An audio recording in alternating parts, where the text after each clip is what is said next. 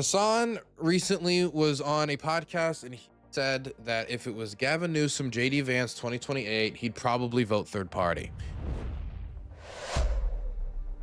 He didn't put any addendum on it about, hey, I'm in California, so in my case, it doesn't matter. But, nationally speaking, he didn't really talk about like what would be done to, hey, this is the argument against Gavin Newsom's, ability to win against somebody in JD Vance. It seemed to be mostly saying because of Gavin Newsom's history, because of his ambivalence to the struggle of the Palestinian people, because of his lack of stalwart support for trans people. He's relatively supportive of trans people, but he's not stalwart. He has vetoed legislation. He's vetoed quite a lot in California because of his problems as a neoliberal, essentially. I don't want him in that position, so I'm not going to vote for him. Now, I think that we're better served probably arguing against Gavin Newsom winning the primary. I think trying to get somebody who's going to have a more authentic, down-to-earth message, I think would be good. I think that having a more positive agenda would be positive. Positive agenda would be positive. I think that there's a million different things we could pursue rather than Gavin Newsom. And making those arguments during the primary is useful. But if we're immediately saying, if we're going to run the hypothetical, if we're saying 3 years out that JD Vance versus Gavin Newsom probably going to vote third party.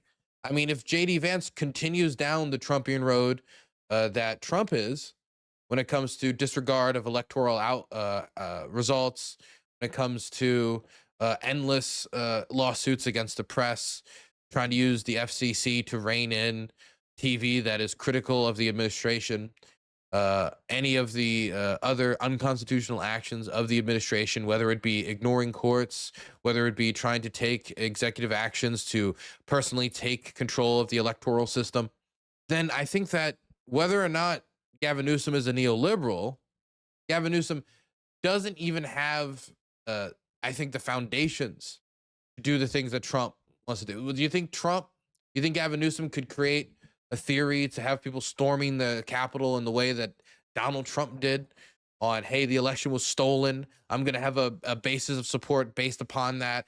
I'm going to allow what was going to take place. I'm going to go after these different TV outlets. I think, number one, Gavin Newsom hasn't displayed that behavior before. He hasn't shown any history of that type of behavior before. But he's just less authoritarian than Trump, period, end of paragraph. So it's not that I want Gavin Newsom to win. It's just that to say that 3 years out, when the threat could even be bigger in 3 years of a JD Vance presidency than a Donald Trump presidency right now. I'm in my 20s, and if we have a JD Vance presidency, it's going to be a very long time at the end of my lifetime when we don't see a Republican conservative controlled Supreme Court. Anyway, I wanted to watch this because I think I've talked to Adam before. I remember I talked to him in Ohio. Seems like a pretty put together kid. I say kid, but we're both very young. We're both kids. At the end of the day, I think he, out of all the other people, could probably have one of the better conversations with Hasan about this topic. So I wanted to check it out. I don't think we're going to watch all 3 hours. I have no interest in watching all 3 hours. I do have an interest of seeing where this went, though. Hold on. Where the... I'm trying to get the scene right real quick. Oh, boom. There it is. Okay, fixed it. Perfect. All right, Adam. Welcome to the broadcast. I think we're going to have a wonderful and productive conversation, even though I know that there's a lot of people on Twitter that hail you as their debate champion, and they're like, it's finally time. It's finally time to fucking destroy Hasan in the marketplace of ideas. I don't know if that'll happen, but wait, is there audio echo chat? Is that what's going on? Oh yeah, you're hearing me a little bit, I think, from your end. Let me fix that. Yeah, and I'll also up your volume as well. 1 sec. Yeah, it's a few things. Let me make sure you can hear me correctly. Yeah, I can hear you. Yeah, I cranked you want up. this to be a productive conversation. I want to make sure we can make some progress because I think we're all united in one goal of beating fascism at the end of the day. And I'm not here to shame anybody for voting one way or not voting one way. I honestly don't even think you guys all have to line up behind Gavin Newsom 2 years before the fucking primary. We're 2 years out ahead of the primary.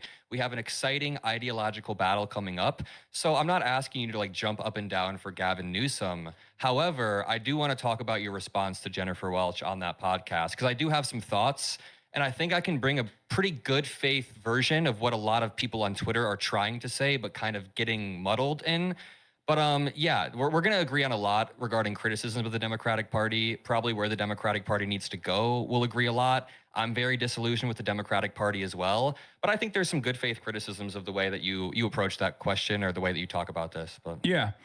Yeah, if you want to know what my positions are, and I think you're already pretty familiar with my positions. I know that like you've probably heard me speak on these issues for years and years at this point. But my primary goal, especially in the interim, especially in the short term, is the defeat of fascism. I believe that the Republican Party is an illiberal party, a post-liberal party, whatever you want to call it. And I think unlike the historic inception of fascism as a revolutionary movement at a time when liberalism was failing only 100 years ago, this time we have two liberal parties in America. Like as a political theory, we have two liberal parties, right? Like we say conservative, whatever, but like technically the Republicans are also a liberal party. Yep. And now the Republican, well, not MAGA. Yeah, the Republican Party is historically a liberal party, but is now turning away from liberalism and becoming an illiberal party, a post-liberal party, and turning into a fascist party. I warned about this the first Trump election as well. I warned about the proto-fascist nature of Donald Trump. I thought that it was important to make that distinction. I didn't say that Trump, like season 1 of Donald Trump was fully fascist, but season 2 of Donald Trump is. And I think it's important to make that distinction as well, because like you can see the difference, right? Like there was a lot of naked corruption, a lot of things that were going on in the first Trump administration, but the second Trump administration has been so brazen, so obvious, and it's not like they've hidden that reality at all, especially when they were running to become the president, when they were running through the in the 2024 election season. So my primary goal is to defeat that completely. Yeah. And obviously, I also want to build socialism. I want to build a working class movement. And I don't think these two goals are at odds with one another. I think both historically and also in general, I believe that the evolution away from the liberal system that we exist under that is now failing for the second time around and making way for fascism, the only solution out of that is to build a working class based organized socialist movement. But yeah, those are my two main points. I mean, I guess I want to ask you, do you think it would be meaningfully easier to build this working class socialist based movement in a liberal society or an illiberal society? Oh, historically speaking, most likely an illiberal society. At least historically speaking, socialist and communist movements have unfortunately only been successful when material conditions have worsened. I don't want that to happen though, because I don't want to live through that, and I don't think that is like an appropriate thing to move towards. I don't think that that's good for people. I think it's very violent and very deadly. I don't want the material conditions to deteriorate. But if you're asking me, like, honestly, from a historical perspective, no, I'm basically asking. I'm basically just asking if we get to a 2028 and like, I guess we can get into the hypothetical of Newsom versus Vance, but it's not even about that. They're kind of just stand-ins. I don't even want to concede who our nominee is going to be 2 years ahead, but I think there would be a meaningful difference in building a pro-labor movement under a JD Vance presidency, which would be much, much harder, versus a Gavin Newsom presidency. I mean, I do want to just say that when it comes to like socialism existing in illiberal versus liberal societies, that in many liberal parliamentary democracies, there are active socialist parties that have party membership. They have not been able to institute socialism in a lot of these countries. They've been able to have an impact on social welfare programs. They've been able to have an impact on social development, infrastructure spending, education.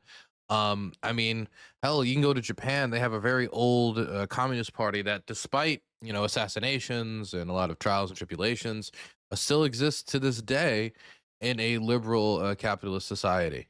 That's not to say that these organizations operate particularly perfectly in a capitalist society. If you're a communist and you're a devout communist or devout socialist and you want to do away with the capitalist means of production, you're not going to get a lot of big money donors coming to back you with thousands and thousands of dollars in political contributions.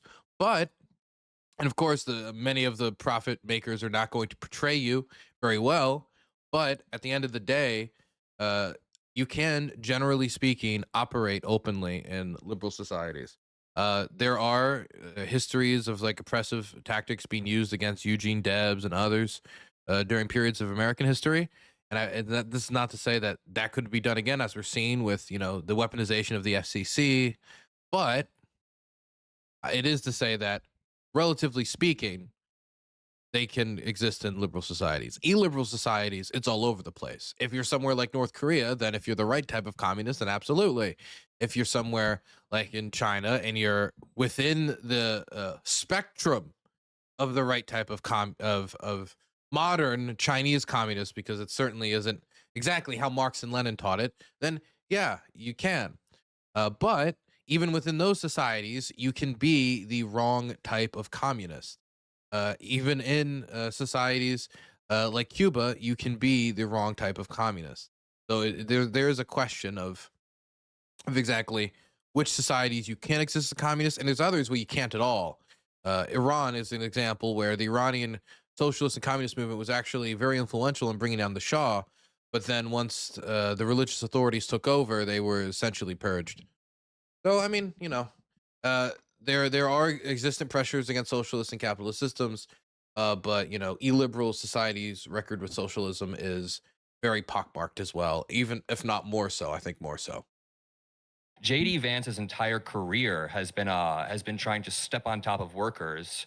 He wants to. I agree. He endorsed Project 2025, which literally wants to bring child labor laws back to 1938. He's fundamentally illiberal and doesn't want to let you organize. I mean, like, a lack of organization is part of not living in a liberal society, right? They will squash that. They will kill communists. They will kill socialists. That's what they did in other fascist societies. They killed socialists and communists. Meanwhile, Gavin Newsom, however insufficient you may think he is, and this is not an endorsement of Gavin Newsom, I'm just trying to illustrate my points of, the different realities we could enter. However insufficient you think Gavin Newsom is, he would allow for a really strong labor movement. He would allow for you guys to at least, organize, and he would probably communicate with you guys. First of all, I don't even think you guys. I think you're a part of this as well. You're not against like organizing a labor movement, right? But no, I'm also, not against that. Yeah. Also, can you crank up your volume a little bit on your end? Because I maxed it out, but people still are having a hard time hearing you. Yeah, my bad. A lot of calls. No, it's all good. As far as like what's better rooms for organizing, it's not even a necessary part of this discussion because I know that it is. No. The reason why I'm saying it's not a necessary part of this discussion is because given the option between Gavin Newsom and JD Vance, I'm not saying that Gavin Newsom is going to be a situation than JD Vance. I understand and agree with, in theory, the harm reduction narratives. My argument is always around doing away with harm reduction narratives because the harm reduction narrative has led to two spectacular failures thus far, both in 2016 and also in 2020. And as far as like playing hardball with Democrats who don't want to listen, who still want to hold on and maintain this like harm reduction narrative, who still say that they want to appeal. I'm sorry, I'm done. I don't mean I'm done like watching this. I mean I'm done like hearing complaints about the harm reduction thing. Yes, Democrats or any political party, when they're the least bad political option of the only political options when the general comes around, and you didn't say, I'm going to vote differently in the primary. You didn't say, I'm going to work to build up a third party until they can be, competitive on the federal level. You said, I'm going to vote third party, 2028, I'd probably, let me put an asterisk there, probably vote third party in 2028 if it is JD Vance versus Gavin Newsom. But this is just institutional. If that's just how it is. If there's two leaders and one's not as bad as the other, then it'd be nice for you to support something else. But if the foundation isn't there, then it isn't there. You know, I'd vote third party in 2028 if in the next 3 years a third party was able to build up its momentum enough so that it could be competitive on the federal level and beat Gavin Newsom and JD Vance. And if that happened, do you think I would be so tied to the Democratic Party I would not jump ship if a better party with better policies and a decent chance of winning arrived on the horizon? No, I would not sink with the Whigs, so to speak. But that's just how it structurally is. There's in a general election in the United States for president, there are two options from one party and another party. So if you don't like either option that much, which most Americans don't every election, then you choose the one that is least bad. But that's also true of every election. That's true of every election all around the world, that there's going to be a certain amount of the population that just has to make that calculus because their candidate, perfect candidate, or even appealable candidate is not available. Is that going to change if there was like a socialist option? Like, let's say there was a socialist party. Let's say there's three parties in the United States. It was Democrats, socialists, and Republicans. If the socialists put forward somebody who ends up being a buffoon on issues like Ukraine or any like national defense policy, and they're out there like doing like no clapping, we need to snap before, and they just are completely aesthetically broken. They behave like some of the let's just say, I don't know, I'm just gonna say cringe, as some of the cringe lefts seem to behave. You know, they betray themselves and make decisions around finance that might not always be super competent. It might be full of the right spirit, but not the right ideas. Let's say that type of party came around. And that's not to say that all parties like that would be like that. Let's just say one like that came around. You still have to make the calculation. You're choosing the least bad option. Choosing the least bad option. It's like if it was Hasan versus JD Vance, like I would not be confident in Hasan's ability to figure out Ukraine or really like I think Taiwan either, or like certain issues I just don't think that he is either that educated on or has fully fleshed out his own ideas on, or really has an idea of what to do on, right? But I mean, I'm in that position. What else can I do? It's not a narrative. Harm reduction is a concept. It's not a narrative. It's harm reduction exists everywhere in all things, including our electoral system. So when I hear the harm reduction narrative, we're just describing the nature of our political system. This like mythical moderate voter who's outside of who isn't a normal Democratic Party voter, like these guys that they want to turn to the Democratic Party. I'm willing to play hardball with them and say, like, look, I'll hold my vote back. But the reality of the matter is, if you're asking me, okay, hold your vote. If in that interview you said, I'm holding my vote, or he'd have to work hard to earn my vote, or something like that. You just said I'd probably vote third party. That's what you said. I'd probably vote third party, which is a different discussion than holding your vote until you see if Gavin Newsom's going to change any of his policies on the campaign trail in order to win a more progressive Democratic electorate in the primary. Sincerely, like, do you think that Gavin Newsom is going to be better than JD Vance? Of course. I mean, this is not something just like Kamala Harris is objectively going to be better than Donald Trump. The miscommunication around this comes in large part due to me openly saying, like, it's out of my hands at that point, because that was the second part that I mentioned. It's openly out of my hands at that point, and there's no way for me to overcome the way that the party is communicating what they want to do, and the fact that a lot of people hear that and immediately go, "Oh, this guy, he wants the Republicans to win." I don't. Yeah, I don't think you want the Republicans to win. I don't think that at all. And here's where we agree on, actually. So I keep hearing you say that you don't want Democrats to run on the harm reduction narrative in 2028. And I totally effing agree. If we're running on a harm reduction narrative in 2028, we have failed somewhere massively. We want to build an exciting, forward-looking message that Effing? Man, he's been media trained since I last saw him. Oh, since I was smoking joints out with him in Ohio. Dude, he is media trained. My God. Effing. My goodness. He is ready for that to be clipped and shipped across all the social media platforms. He wants that monetized and monetized and attainable. can turn out not only our base, but Americans who have been struggling. We need to have something that is not just us unified to our opposition of Donald Trump. For the past decade, we have been Really got the cadence down. He's really polished himself. defined by our opposition to Trump, and we need something more exciting. So I agree. We should not run on a harm reduction narrative in 2028. But like what you just said, how you just worded your statements was not how you worded it when Jennifer Welch asked you that question. No, I said I would vote third party because it's out of my hands at that point. No, you said at that point it doesn't even matter. Yeah, at that point it doesn't. Sorry, yeah. That what I meant is it's out of my hands, which is the argument that I've made with Kamala Harris after like urging the campaign to listen to the warning signs that the people were giving them. Would that mean that Gavin Newsom just can't beat JD Vance? I mean, honestly, like depending on what the country looks like in 3 years, you might be able to go back and get Chris Delaney and beat JD Vance for all I know. But what does he mean?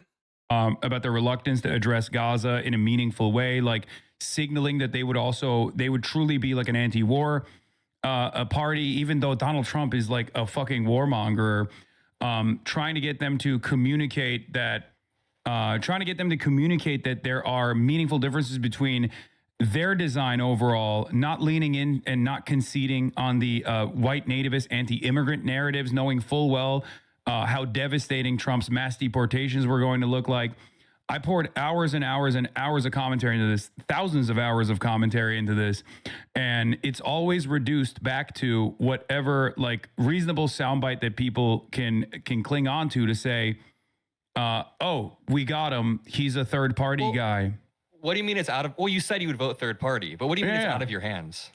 Oh, he did say he would vote third. I mean, if you said he would vote third party, that makes it sound like that you're willing to be that third party guy. I mean, we can discuss all of that breakdown he just made if he wants, but again, if you say you'd vote third party, then yeah, you're that. Oh, perfect. Like you mean like we would lose at that point?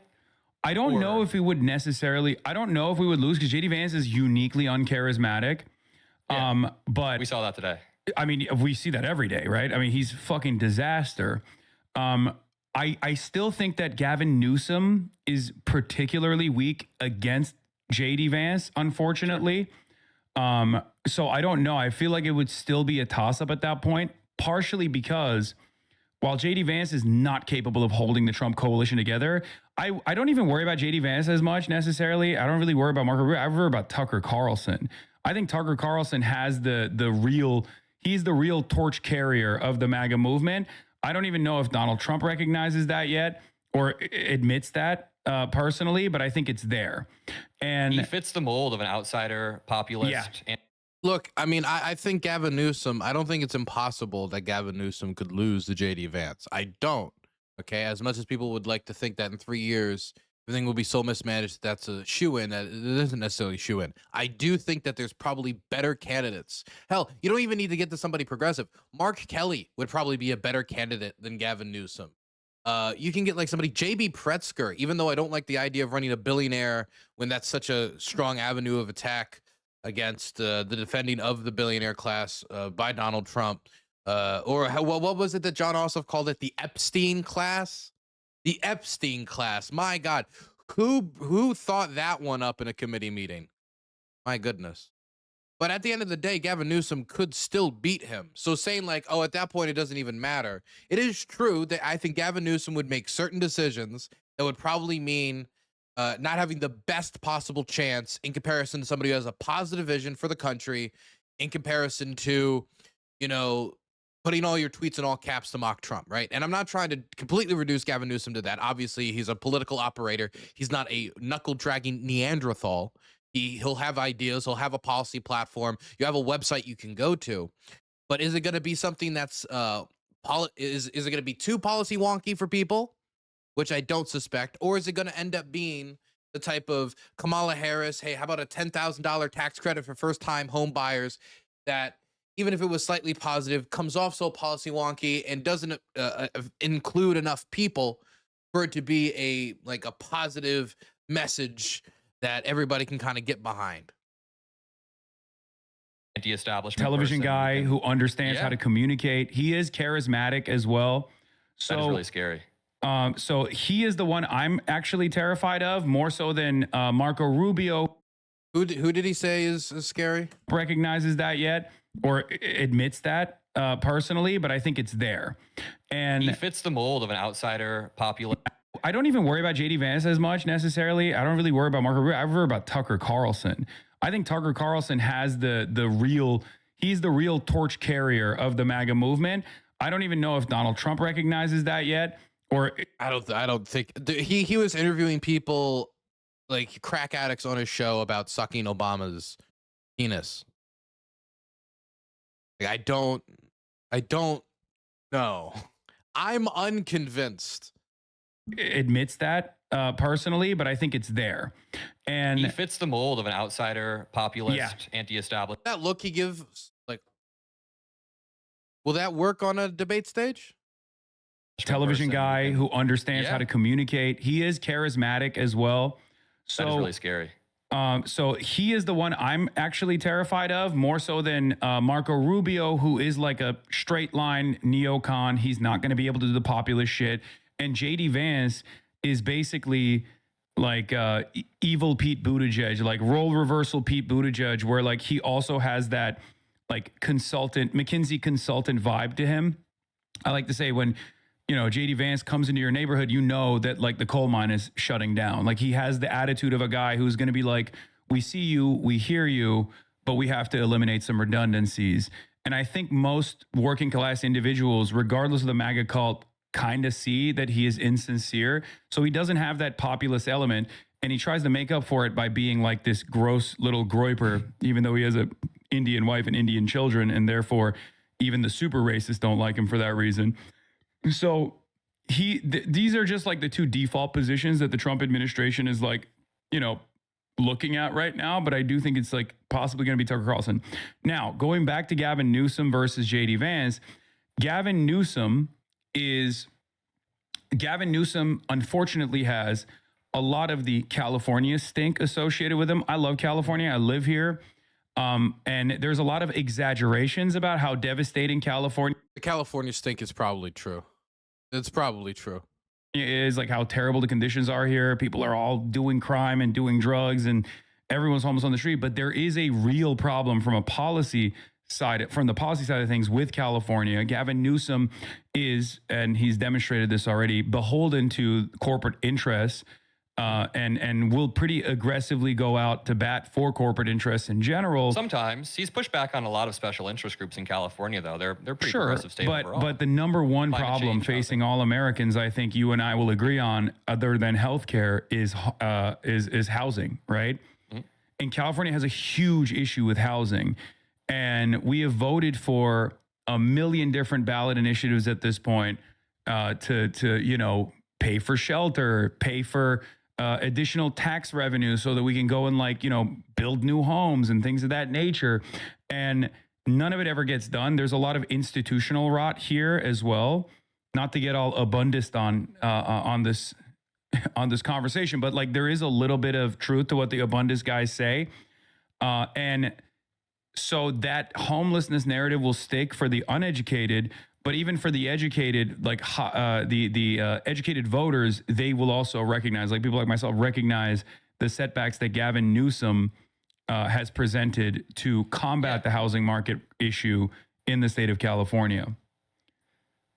Yeah, so I guess a few things that I want to respond to. I agree with you about Newsom's electability problems, and I think a lot of people would agree. I mean, I have a massive liberal audience, and even they're not fully behind any candidate right now, Yeah. especially not fully behind Newsom 2 years ahead of the election. I think that now is our time to use the leverage we have, and I think that's what you're trying to do during the Jennifer Welch podcast. And Yeah. like, I want to keep returning to that conversation that you had, because you said in the conversation at that point it doesn't even matter, but you at this point mean it was out of your hands, right? Yeah. Can you clarify, what do you mean it was out of your hands? So Just and I also talked about like my refusal to endorse Kamala Harris as well, and we can get into that too. What I mean by that is exactly what I said in the 2024 election, where it was like, you can't, as a singular individual, or even with like the entire might of the media behind you, outflank the actual campaign. So if Gavin Newsom is running as the Gavin Newsom that we know so far, you know, he'll say certain things like, oh, I refuse to take money from AIPAC. Great. But then when push comes to shove, like, he will still be inconsistent on the issue of Israel. He won't like fully subscribe to you know, punishing Israeli leadership, or fully subscribe to like refusing any sort of arms sales to Israel. And outside of Israel, of course, you know, beholden to corporate interest when it comes to like the real estate lobby, anti-Medicare for all. If he runs as that, okay, there's no amount of advocacy that I can engage in that will make him look better. I can consistently talk about how much worse the Republican that's side not is what you were going to asked. be. You were asked if you would vote for him. And I'm not even saying you should have said yes in that moment, but you were asked, would you vote for him? And you said at that point, it doesn't even matter. Here's what I'm getting at here. Yeah. I think there was a very solid answer you could have given that didn't outrage the liberals online as much. And I know that a lot of people flung a lot of shit at you on Twitter. That's always what happens. But Yeah. I think there was an answer where you could have been like, listen, I refuse to pre-commit to any candidate 2 years ahead of a primary. They have to earn my votes, and that's what I want to see. And I totally get, you're on stream like 8 hours a That is what any other like major political actor would likely say. I mean, that's what politicians say about their endorsement. That's what I mean. Jim Clyburn, we knew who Jim Clyburn was going to endorse. We're not all delusional. We knew who Jim Clyburn was going to endorse in 2020, right? I still think Bernie probably should have called him and sought it out, even just as a matter of, you know, going out and getting those endorsements. He was never particularly good at that. But when you listen to those people, they always hold until the last possible moment to see if they can get more concessions for themselves, possibly to remove any risk in their decision-making process, to give them time to make a proper decision, to give time for the playing field to fully go out there. Because of course, Gavin Newsom could get hit by a car in the next 3 years for all we know, right? I mean, any of these things could happen. But again, that wasn't the question. The question was, if we were in that scenario, basically right now, what would you do? And he said, probably vote third party. But if we all acknowledge that an authoritarian society would be one that would be more difficult to operate under than one that is less authoritarian, even if you say, oh, it doesn't matter at that point, you don't need to go out there and advocate for Gavin Newsom to be your buddy. You could simply say, hey, if you guys live in a state like, you know, Texas, or if you live in a state, you know, that might flip but probably won't, or you live in a state that is like Pennsylvania, I want you guys to go out and vote and make a decision. Just make a decision. Trump would be worse. Keep that in mind, that only one other person could be president.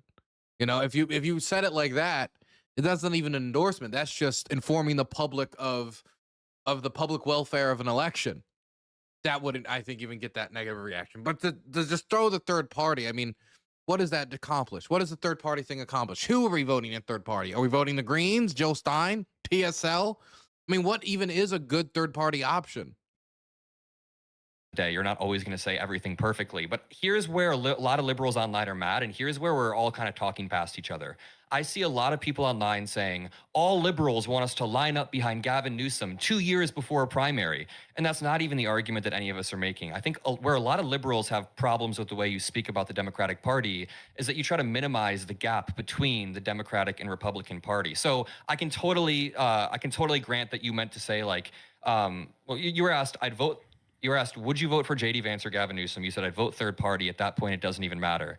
It feels like you're drawing a false equivalency. And then a few days later, you basically said, Gavin Newsom will only be marginally better than whatever Republican candidate there is. Then you said, Democrats have literally written you out of existence regarding trans people. Wait, then did you see the rest of that quote?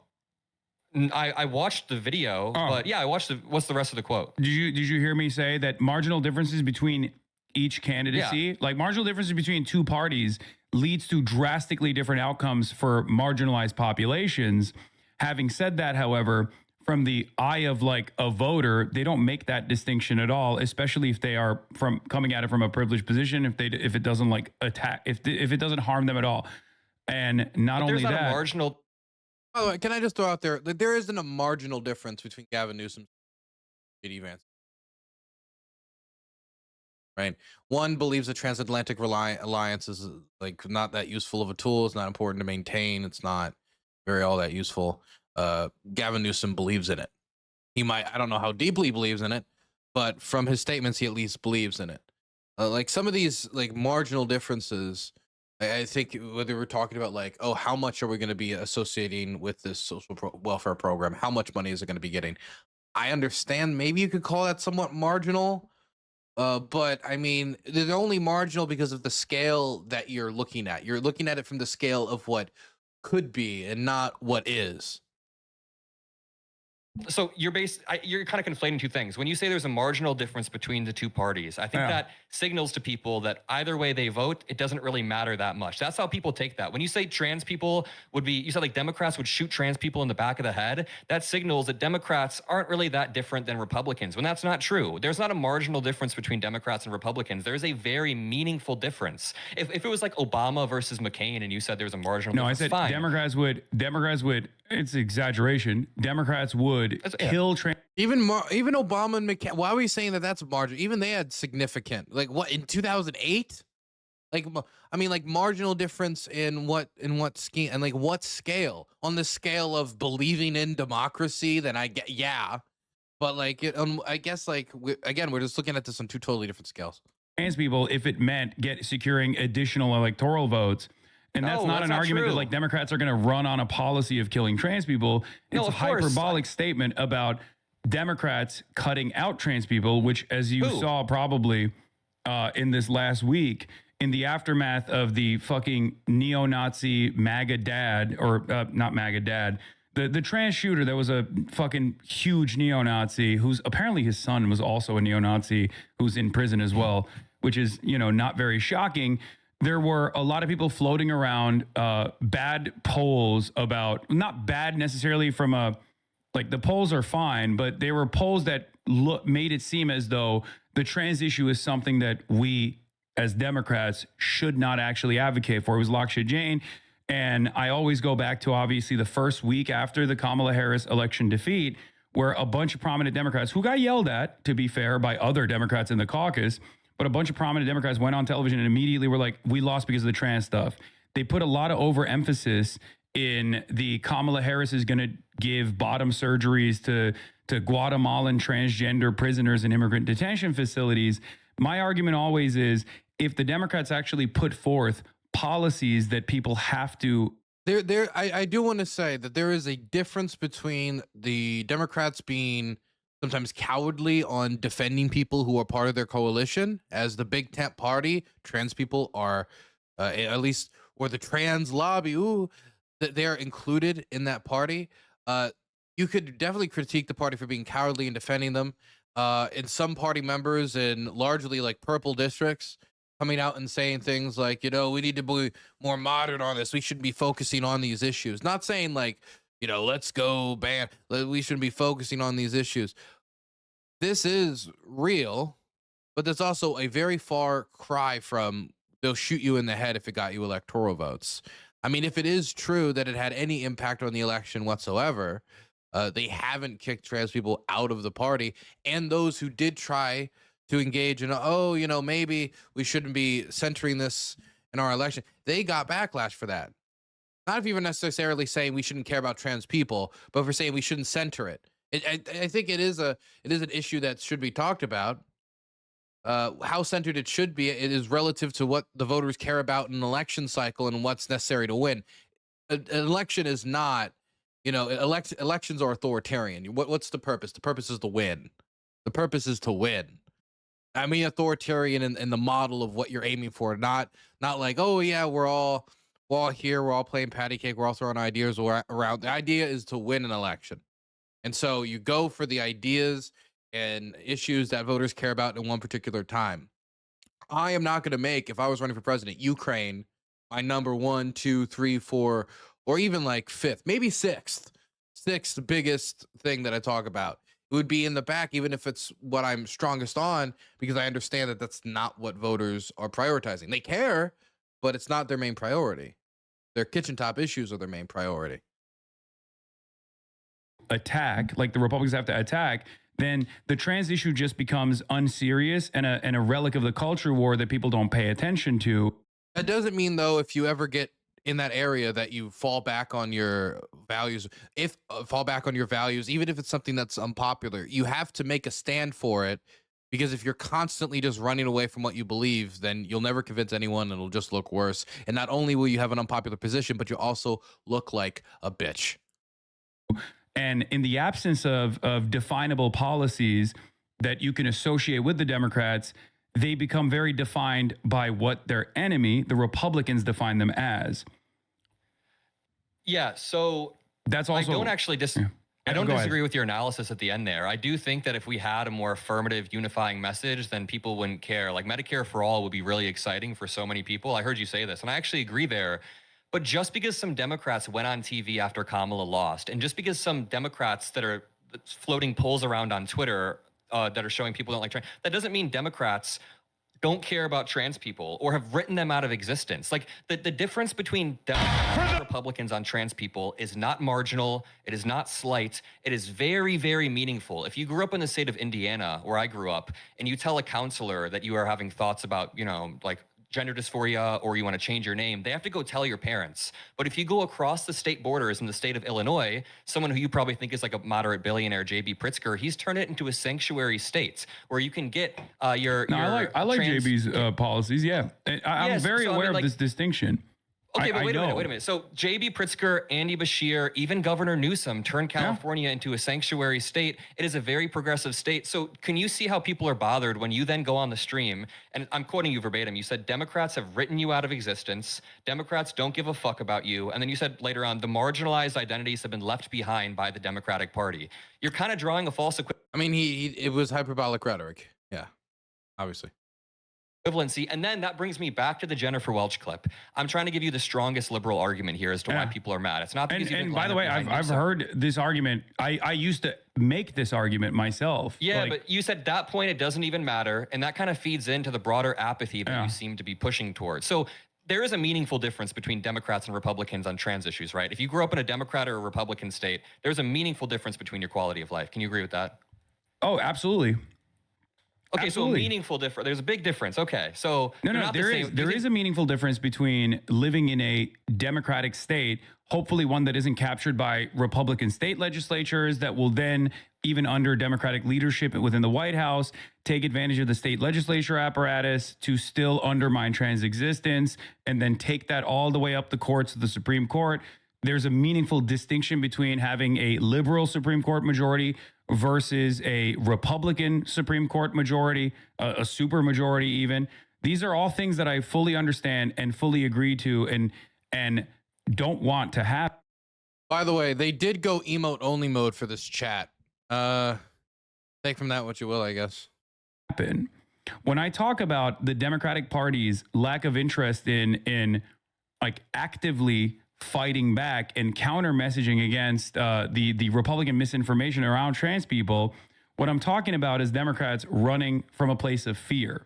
What I want the Democrats to do is to, one, not compromise at all when it comes to putting forth a counter messaging operation to go back and fight back against the Republican Party when it comes to trans issues. But also, this isn't even just about trans people either. This goes back to even undocumented migrants and migrants in general, like Haitians eating cats and dogs, all the endless amounts of attacks and the notion that like undocumented migrants constitute a national security threat, the way that the Republicans present it, it's pure hysteria. Something that I've told Democrats over and over again, urged Democrats over and over again, even when Joe Biden was president early on, down to the DNC, where I talked to them directly and told them to address over and over again, with the hopes that they would, at the very least, push back against this, so we wouldn't have seemingly a more, like a bigger mandate, a bigger popular mandate for Donald Trump on issues such as that. I think every moment that the Democrats waste, not on the offensive, on affirmative policies and affirmative policy vision that is easily definable, is a moment where the conversation revolves around culture war issues, specifically attacking trans people, and it ends up harming trans people that way. There is a big difference between a blue state and a red one in terms of trans existence. To deny that would be silly. I don't deny that at all. Good. What about between like a Newsom, if Newsom got every... If I remember correctly, and I'm not saying this to like dig up old graves, but when we withdrew from Afghanistan, I remember my big falling out with Mike from PA, of all people, was that I expressed a large amount of concern about how the civil rights of a lot of people would be affected, particularly when it came to the rights of women and girls. He then just said this was a CIA talking point, and then he cited literal CIA data collected by the Central Intelligence Agency to try to refute me. But that's all besides the point. I remember around that time hearing Hasan say that the material conditions of Afghanistan would not materially change that much after the United States withdrawal from the country. And I don't believe that our operation in the country and the way things were going was sustainable. I don't. So we had to either build a new model, leave, and pass that model to the people there, or we had to figure out some way to eventually not cut and run and abandon people, but remove ourselves from the situation that was not improving while giving the locals the best chance they can to survive. I understand what Biden's position was, but that doesn't mean, in an unfortunate situation, which the Afghanistan withdrawal was, that we pretend that negative things aren't going to happen because you want to leave the country. If you want to leave the country, say you want to leave the country, effects will be terrible. It sucks, but that happens. Don't pretend that it's not going to have an effect, or that these major differences between, say, one administration and another administration when it comes to the rights of individuals are marginal or not that big. And I remember Hasan being one of the streamers at the time who talked about how the differences would be marginal and didn't end up being marginal. Not only when it came to the fact that women and girls were not able to get really any higher education, but also new legislation was recently passed in Afghanistan about, how it's legal to beat your wife as long as you don't, break their bones. Like, there's a bunch of stuff that's changed back to the old decrepit and like ancient ways that the Taliban was trying to dictate their society before we went in the country. We don't need to pretend that isn't going to happen once they take over, or that it isn't going to get worse. We should probably accept how it is and accept that, decisions sometimes come with negative effects. Everything he wanted in America, and JD Vance got everything he wanted in America. Do you think there would be a meaningful difference for? Oh, the only reason I was bringing that up is that there is a record here of like minimizing the differences between very different administrations. Trans people? Yes, I do. Okay. I mean, we're so this, like, Donald Trump's first action when he came into office. Like, this might come as a surprise to people, maybe in your audience or people that have seen these clips, and assume that I don't think that there's any difference between a Democratic leadership or a Republican one. I will never work with the Republicans. Well, I guess maybe Thomas Massey on like a very random issue. You know what I mean? A random issue that's like the Epstein files, something like that. But I don't agree with Republicans ideologically, and my criticisms of the Democratic Party revolve around their closeness to Republicans, or their endless interest in conceding to Republicans on certain issues, because that concession doesn't actually end up causing them to win elections. The only thing it actually ends up doing is those concessions actually normalize some of the Republican agenda items in the eyes of the base of the Democratic Party. And only until people realize how devastating the outcome of those policies are, do they turn around and go, oh, I have buyer's remorse now. Fell for it again award. I didn't realize that the party that said they were going to do mass deportations is actually doing mass deportations, or I didn't realize that those mass deportations were going to look so fucking violent and so disgusting that my neighbors were going to be in fear. Yeah, I agree. I agree with a lot of that. And I don't want you to think I was just watching clips of you. I watched your entire stream. I know. Where it just felt like you were saying two different things at once. You take these really strong declarative statements or those positions about the Democratic Party, and like you quite literally said Democrats, or you said the marginalized identities have been left behind by the Democratic Party. And then you go on to explain in a little bit more nuance that yes, growing up in a trans state or a red state would be better than growing up in a blue state would be better than a red state as a trans person. So you do clarify that in the video that I watched. But can you then see how Democrats, or at least liberals on Twitter, who are just like seeing you repeatedly say this, Gavin Newsom will be marginally better than whatever the Democratic candidate is, but you then just said to me that you think he will be meaningfully better if he got into marginal differences in terms of policy in the way that they communicate it. Like Gavin Newsom, I don't know what he's going to run on in terms of, defending trans people, right? Like I don't know how big of a part of his advocacy this will be. I can only look to what he's trying to do, what he's trying to present himself as right now, right? Because we can look at his experience as a governor in California, but then if there is a significant difference that he's communicating now because he has ambitions in higher office, it's only causing to assume that he is going to probably pivot, like many other Democrats, to this mythical, this center for the mythical moderate voter. Do you think that that's an unfair assessment? Let's just start there, first of all. That he shouldn't pivot to the center? No. That judging by the position between what kind of trans protections that he has signed into law when he was the governor, when he is the governor of California, versus how he's communicating now about certain aspects of trans identity and trans issues is probably a pretty reliable way to comprehend whether or not he is going to pivot to the center on trans issues a little bit. No, I don't think you don't can think so? conflate the way he talked. No, I don't think you can conflate the way he spoke to Charlie Kirk on the podcast with the way that he's actually ruled California. There is a very, very meaningful difference between the way that he's ruled California versus the way that Republicans would. And here's the problem. I don't even I don't disagree with that. The reason why I'm asking that is but here's the problem. There's a category error happening here where you keep saying that there's a marginal difference between the parties. Hasan's trying to get across the idea that because people are more scared of how trans people make the party look, Gavin Newsom's going to pivot to the center on the issue going into an election, making an error in judgment in order to try to advance his electoral chances, which could then reverberate through the trans community. But I think worst case scenario, honestly, under a Gavin Newsom presidency, is that he doesn't highlight it, is that that trans people don't necessarily leave the national spotlight as the right wing or continuing to try to focus on them, but him as president, he will not spend time bringing a lot of attention to them outside of probably specific LGBT related holidays and fundraising events and such. I don't think he's going to veto any major piece of trans rights legislation. The idea of getting one of those pieces of legislation through the House in the first place right now. It's interesting. But I do think that, like, the worst case scenario, he'd probably just not highlight the issues of trans people at the moment, honestly speaking.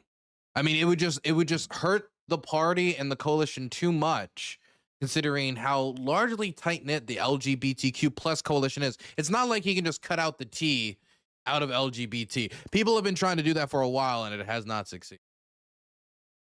And I get what you're saying. I totally get what you're saying. You think there is a marginal policy difference between the parties because you think Democrats should be farther to the left and stand up for this stuff. But when you say that, a lot of liberals think that you're arguing that there's a marginal difference in outcomes. And you are conceding right here, there's not a marginal difference in outcomes. No, there's not a marginal difference in outcomes. Okay, so yeah. I think that needs to be clarified more because that does kind of draw some apathy between voters. But going back to Gavin Newsom. He's already doing it, Dylan. Gavin Newsom said that trans people aren't real. He said that trans people aren't part of the LGBT community. That's not happening. He is somebody who likes how his face looks in the camera, and if he thinks of something makes it looks worse, then he distances himself from it. But that doesn't mean that he is the type of man to look at his own base and decide, I'm going to turn LGBT people against my movement, against my campaign, as somebody from California, which has a thriving LGBT like activist center. Like I think, again, worst case scenario, he'll just ignore the queers, which is not good, but I think that's worst case scenario. No, he has quite literally changed the way California looks at trans people. Just because he like gave an insufficient answer on Gavin Newsom's podcast doesn't lead me to believe that he's going to entirely throw trans people under the bus. Let me just like go through this. Dylan is just wrong here. Oh, I hadn't considered that. Okay. He no, hold on. Not entirely, Yeah. but do you feel, and I'm not like trying to debate you on this. I'm just asking you sincerely. Oh, yeah. Do you think that it is indicative that there is at least in the way that he's communicating, a pivot to a more moderate position on trans issues because he calculates this as more electorally viable? No. Was he asked about trans issues or trans sports in particular? The pieces that I've seen is mostly talking about trans sports and saying that trans sports is a bridge too far or something like that. Yeah, and like that can totally be insufficient for your worldview, and you can say that that is not sufficiently progressive enough. But I think that to say that Gavin Newsom, because he said that to Charlie Kirk, that nullifies the way that he's actually ran in California. You're using that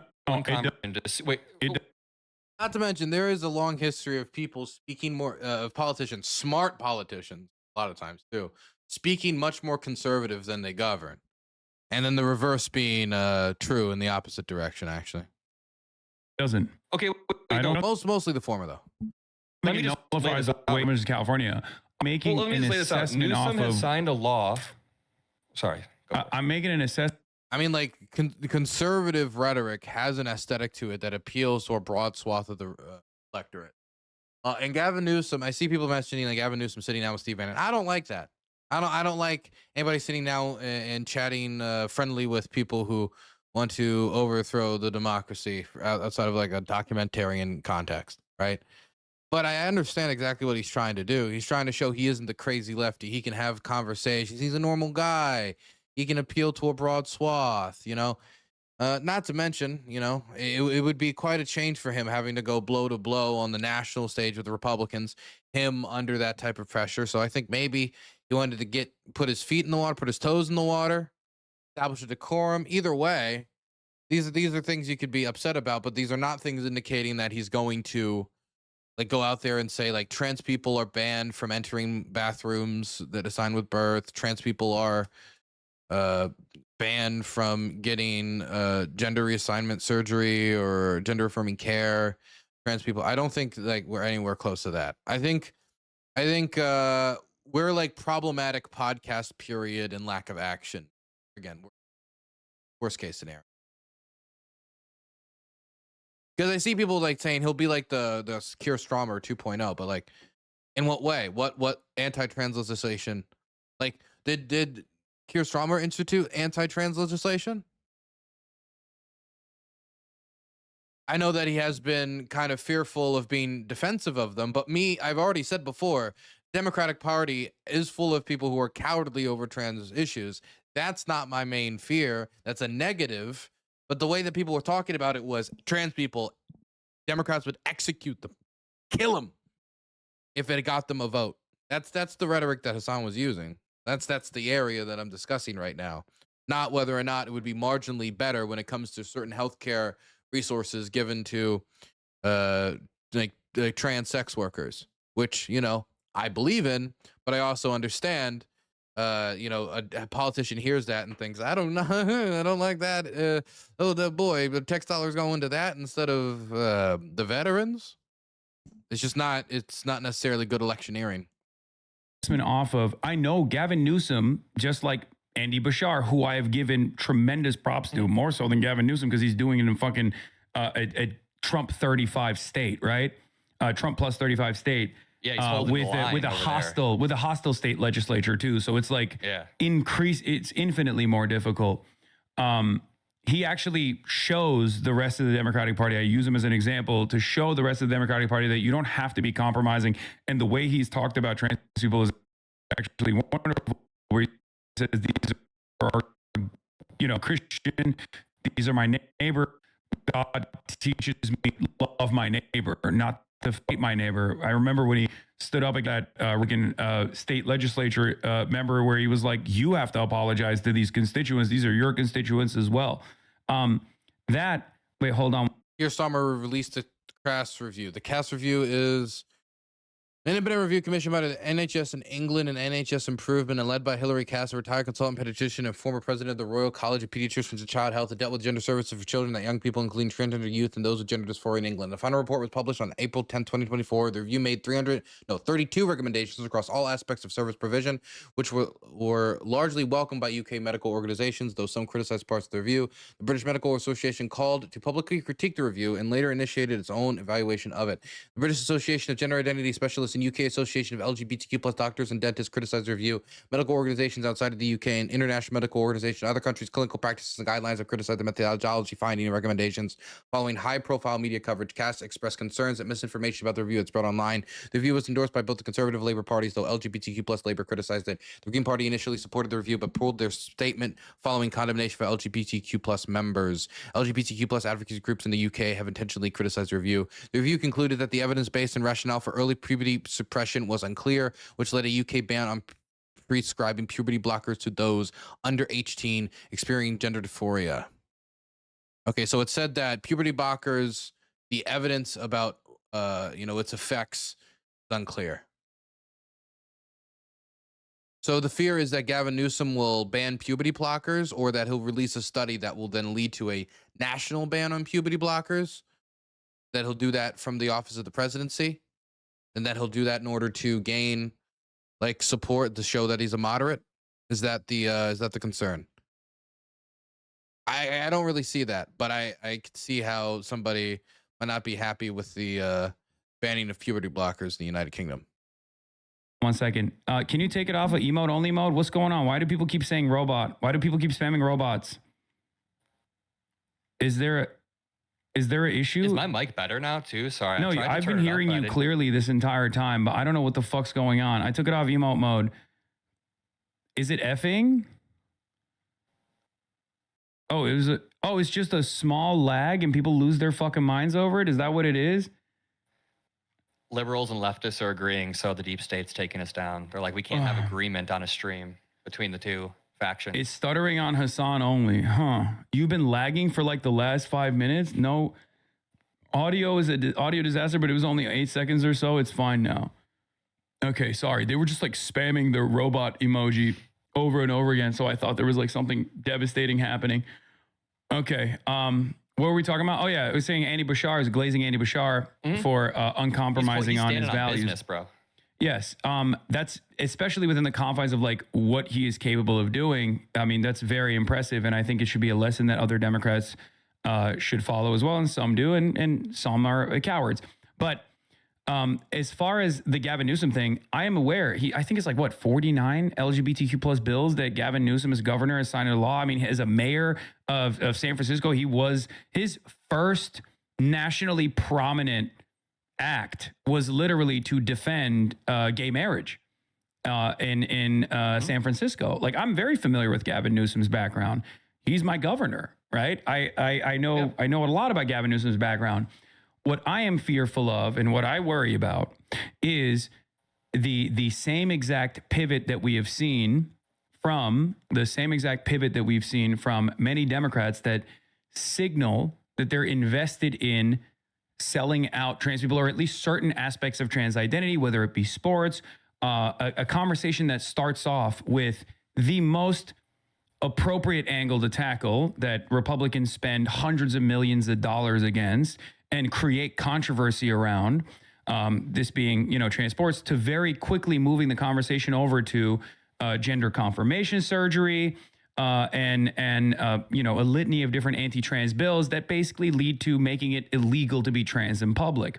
The conversation. I don't think Newsom would go that far. No. I don't think Newsom is going to go that far either. Yeah. But my point is, any concession that you're making about trans existence in public, instead of just simply moving the conversation back to a territory that is appropriate, a territory that is pertinent for every single person in America, something that is more consequential for the average person, groceries, ability, healthcare, things of that nature, is lost ground for no reason that then justifies. God damn, what is this fucking LA lag, man?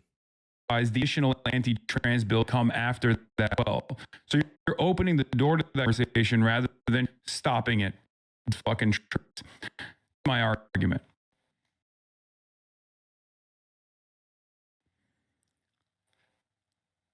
No, dude, I totally agree that Democrats should stand on business when it comes to trans. Am I lagging at all? Is it good? No, I'm the one who's lagging apparently a little bit. Yeah, It's so crazy because it's not even fighting anymore. I think it's happening. You can't like. Yeah, now it's lagging.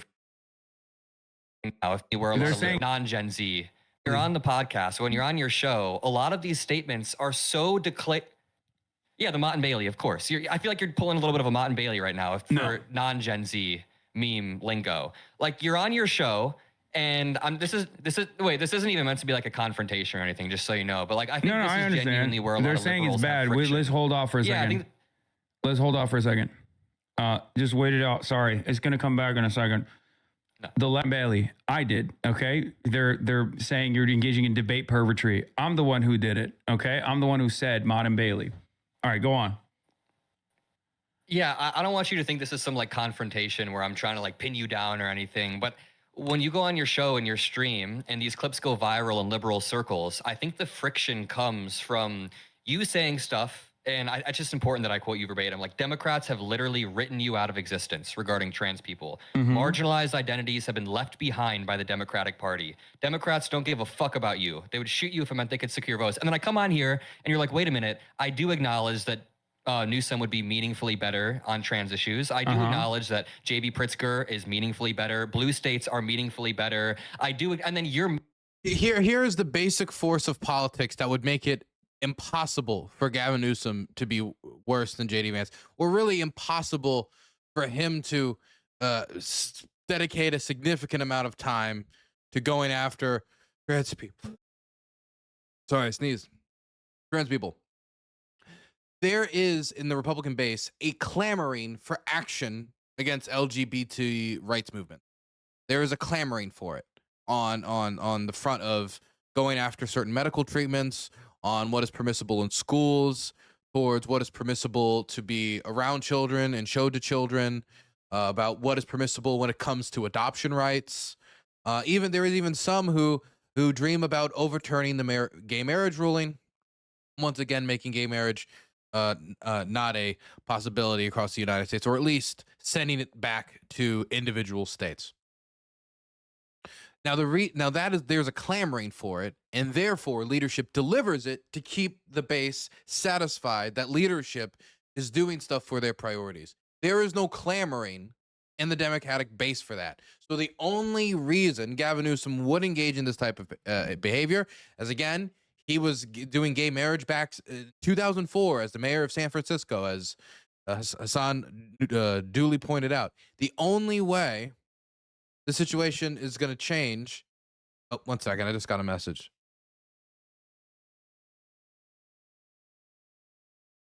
Sorry, there's like a thing in my script. 1 second.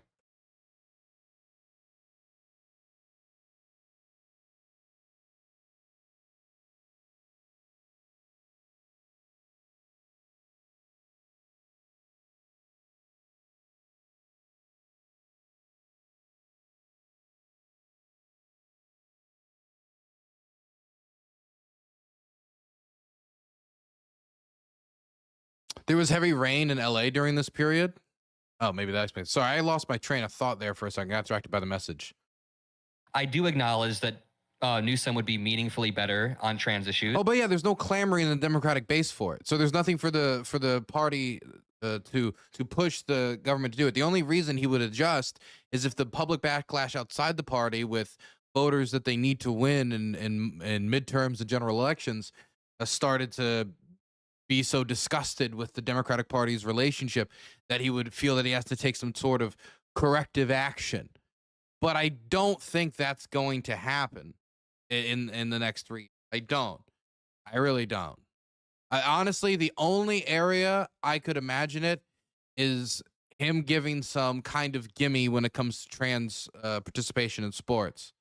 This idea of like, well, we should make a standard to make it so that athletes, you know, after a certain time, they have to go through a certain amount of like puberty blocking, or they have to go through a certain amount of testosterone treatment, a certain amount of, you know, HRT treatment and bone density. And they're trying to find some solution. That's the only thing I could imagine, because that would be, in the lives of most trans people, really a gimme. There's a question about socialization and what that means as a kind of a flag, kind of like a turn signal for how people see, not a turn signal, but a sign for how people see trans people in the country. But I mean, besides that, I that's the only one I could possibly imagine, because it's the only one I've even seen him semi-mention as something that they could find a compromise, quote unquote, on.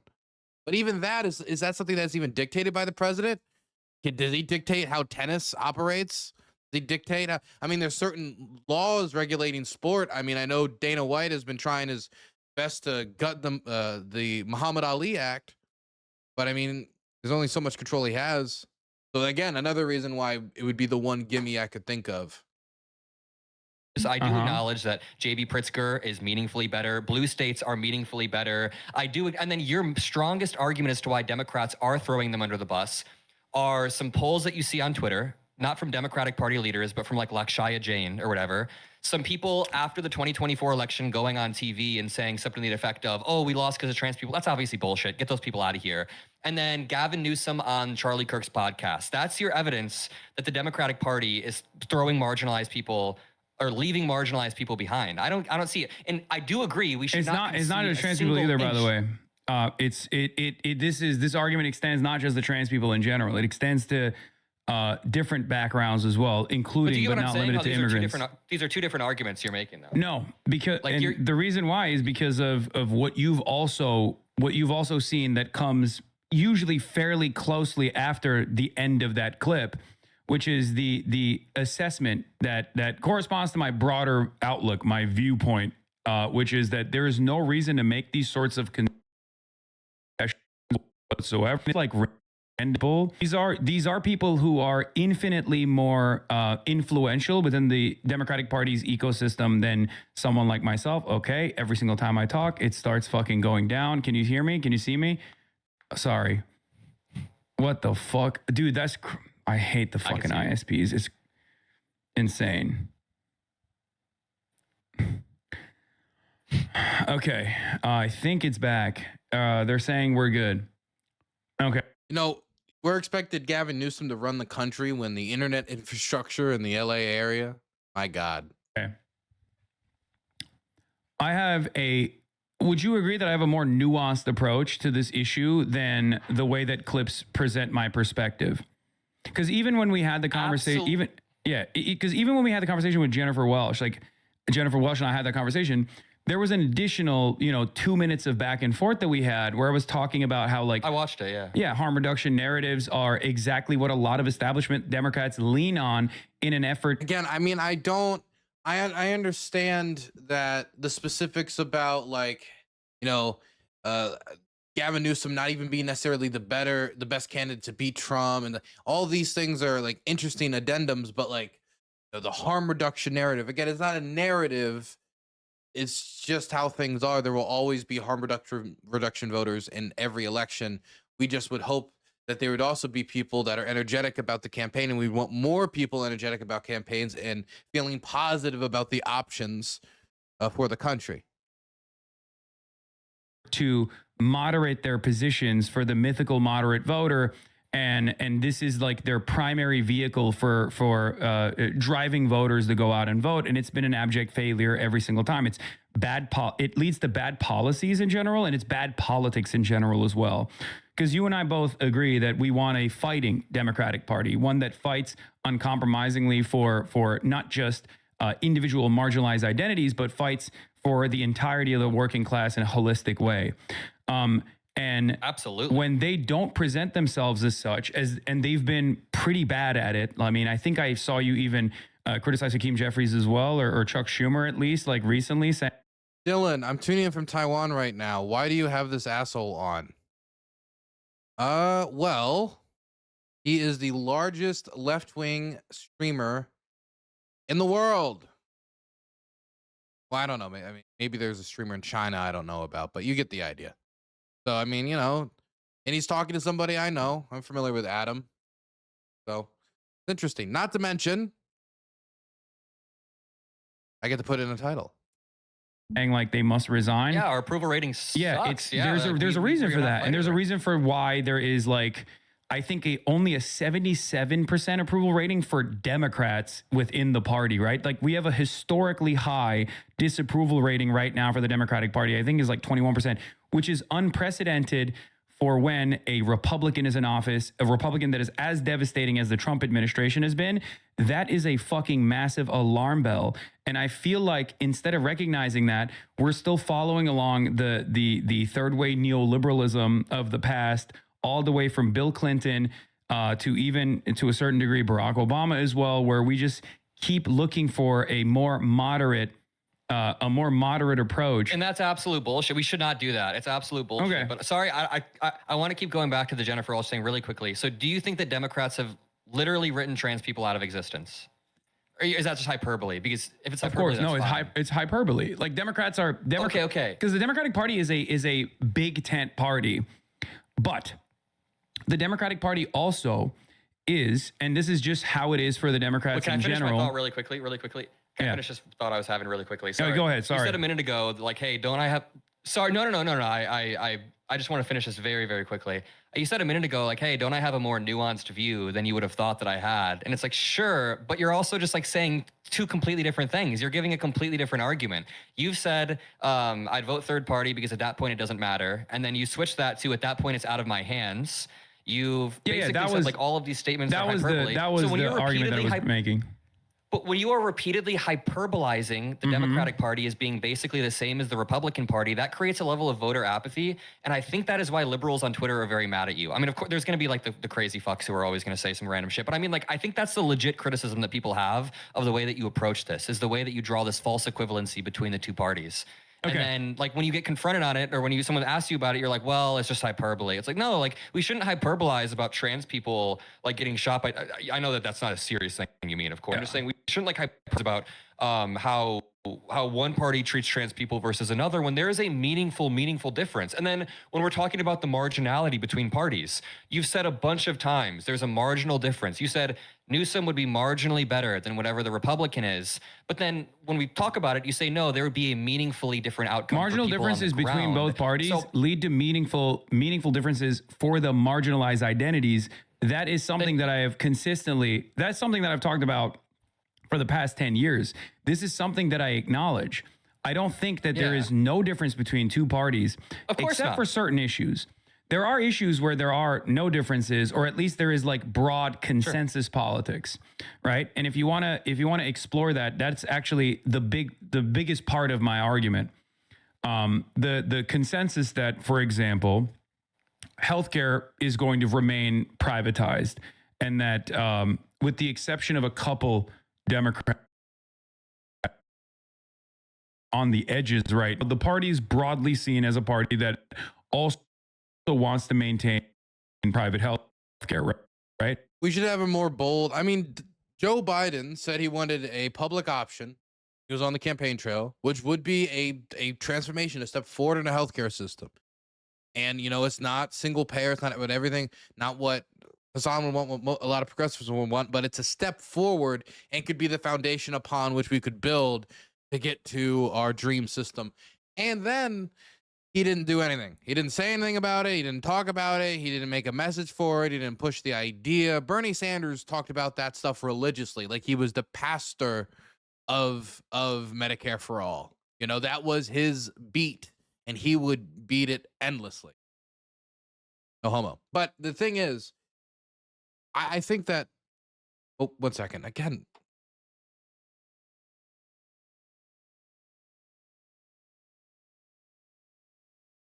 Okay, sorry. I didn't hear anything from Joe.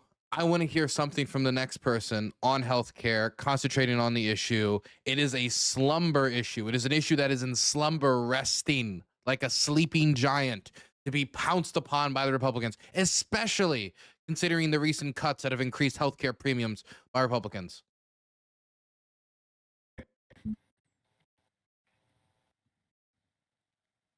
Can you hear me? Yeah. Well, the Democrats want to maintain private healthcare. Yeah. Okay. Oh shit. Now oh god damn it. I'm effing now. Hold on 1 second. Oh god. I will vote for any Republican that fucking fixes my ISP. Any Republican that shatters the oligopoly of ISPs in major markets like California, I'm voting for. Fuck it. That's a joke, by the way. Don't take that seriously. I know this is a serious... I was writing that down so I could quote it. Yeah. I was writing that down so I could quote it back at you later. And Yeah. No. I'm in all seriousness. I'm not trying to be like, advocate for Republicans. I'll never vote for a Republican. I fucking despise Republicans. So I'm not trying to make it seem like I'm like here to like confront you on these quotes or anything. No, it's fine. I think this is where genuinely this is a people good are conversation. angry. This is a good conversation. Okay. So we were talking about like between the Republican Party wants to deregulate healthcare marketplaces even further at the behest of healthcare companies. Correct, right? Yes. And the Democratic Party's solution, at least post Barack Obama, has been at least to offer subsidies to the population, subsidies that end up still not tackling like the for-profit healthcare structure that exists, but tries to keep that system alive. Would you agree with that? Yes, but just because Democrats are insufficient doesn't mean there's a marginal difference, and that doesn't mean there's a marginal difference in outcome. Like we agree on this the perspective, you see where I'm going with this from the perspective of the everyday working class individual. It's the difference between someone who is going to get their healthcare denied, right? Because they deregulated it. There's no more protections for people with any. Janabo told me, Dylan, this is kind of boring. Okay, Dylan. I called you Dylan. You know what? You stream Janabo. 1 second, I'll be back.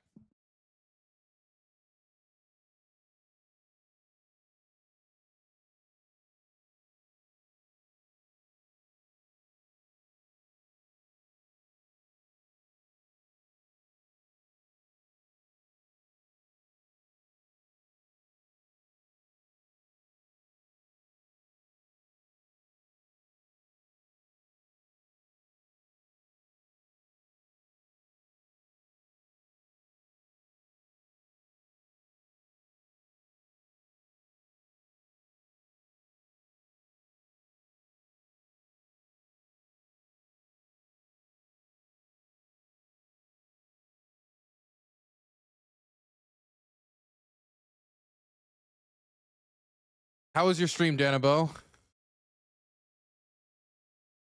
How was it? Good? We have good content? Fantastic. Sort of health complications, right? Like let's say they're completely destroying that on the Republican side, and the Democrats are saying, no, we need to keep the current system, and we need to give the healthcare companies. Why did my viewership go up when they stuff? I just checked the viewership on the analytics. Went up a little bit. Went up like 4%. Okay. More subsidies so that at least like it's easier to pay for. Like you can still keep your coverage even with a pre-existing condition, but the healthcare premiums are going to continue to go up. From my perspective, harm reduction of that sort actually reflects the consensus between two parties, because the real two different planks here is private healthcare versus socialized healthcare. And the Democratic Party, unfortunately, unlike the Republican Party, is always judged by its weakest link. Because in order to advocate for more government in a country like the United States of America, where there's no confidence in the government and in the post-Reagan era, unfortunately for the Democrats, they will always be judged by whoever is a part of the rotating villain structure that ends up undermining the policy agenda that Democrats are running on. And from the perspective of the average person, from the perspective of the average American individual, they don't actually look at it and go, well, the Democrats are trying their very hardest to make sure that at least my health care is affordable. Some might, right? But most don't. Most look at it and go, okay, neither party is doing anything for me. What the fuck is this? So that is why I say, from the perspective of, for example, healthcare, this bipartisan consensus on private healthcare as opposed to socialized healthcare is a major one. The conversation should not be kept within the confines of what can we do within the private healthcare system. The conversation should expand to socialized healthcare versus privatized healthcare. And as long as the Democrats don't do that, the differences between them are marginal. In policy, but not outcome. Yes. Yeah, okay, because that's a really important. Yeah, because that's a really important distinction. I can celebrate Barack Obama's accomplishments of like adding pre-existing condition coverage to healthcare or allowing people to stay under their parents' insurance program for 26 years old, or getting millions, tens of millions of people healthcare through Medicare. This is a perfectly fine conversation, but it's totally removed from the conversation we were having before. Like Gavin Newsom presidency would be not making the cuts that led to those people's healthcare costs going up. He wouldn't have made the cuts that led to people no longer being able to participate in the Obamacare marketplace. He wouldn't have made a lot of these decisions, was affected millions upon millions of people's healthcare costs. It is true that without a bold vision and bold implementation, you are offering not really a vision for the future. I mean, when Trump would speak, he'd speak like, I'm getting rid of all the debt. I'm gonna end all the wars. I'm gonna end the war in Ukraine in 24 hours. And then you turn over to Kamala Harris, and she's like $10,000 down payment for only first time home buyers, and only redeemable upon purchasing your first home. It's like that. Yeah, if you don't have a bold vision, obviously that's gonna compromise. So I think that they should be bolder in their vision, but also Gavin Newsom, I don't think is gonna be the candidate to do that.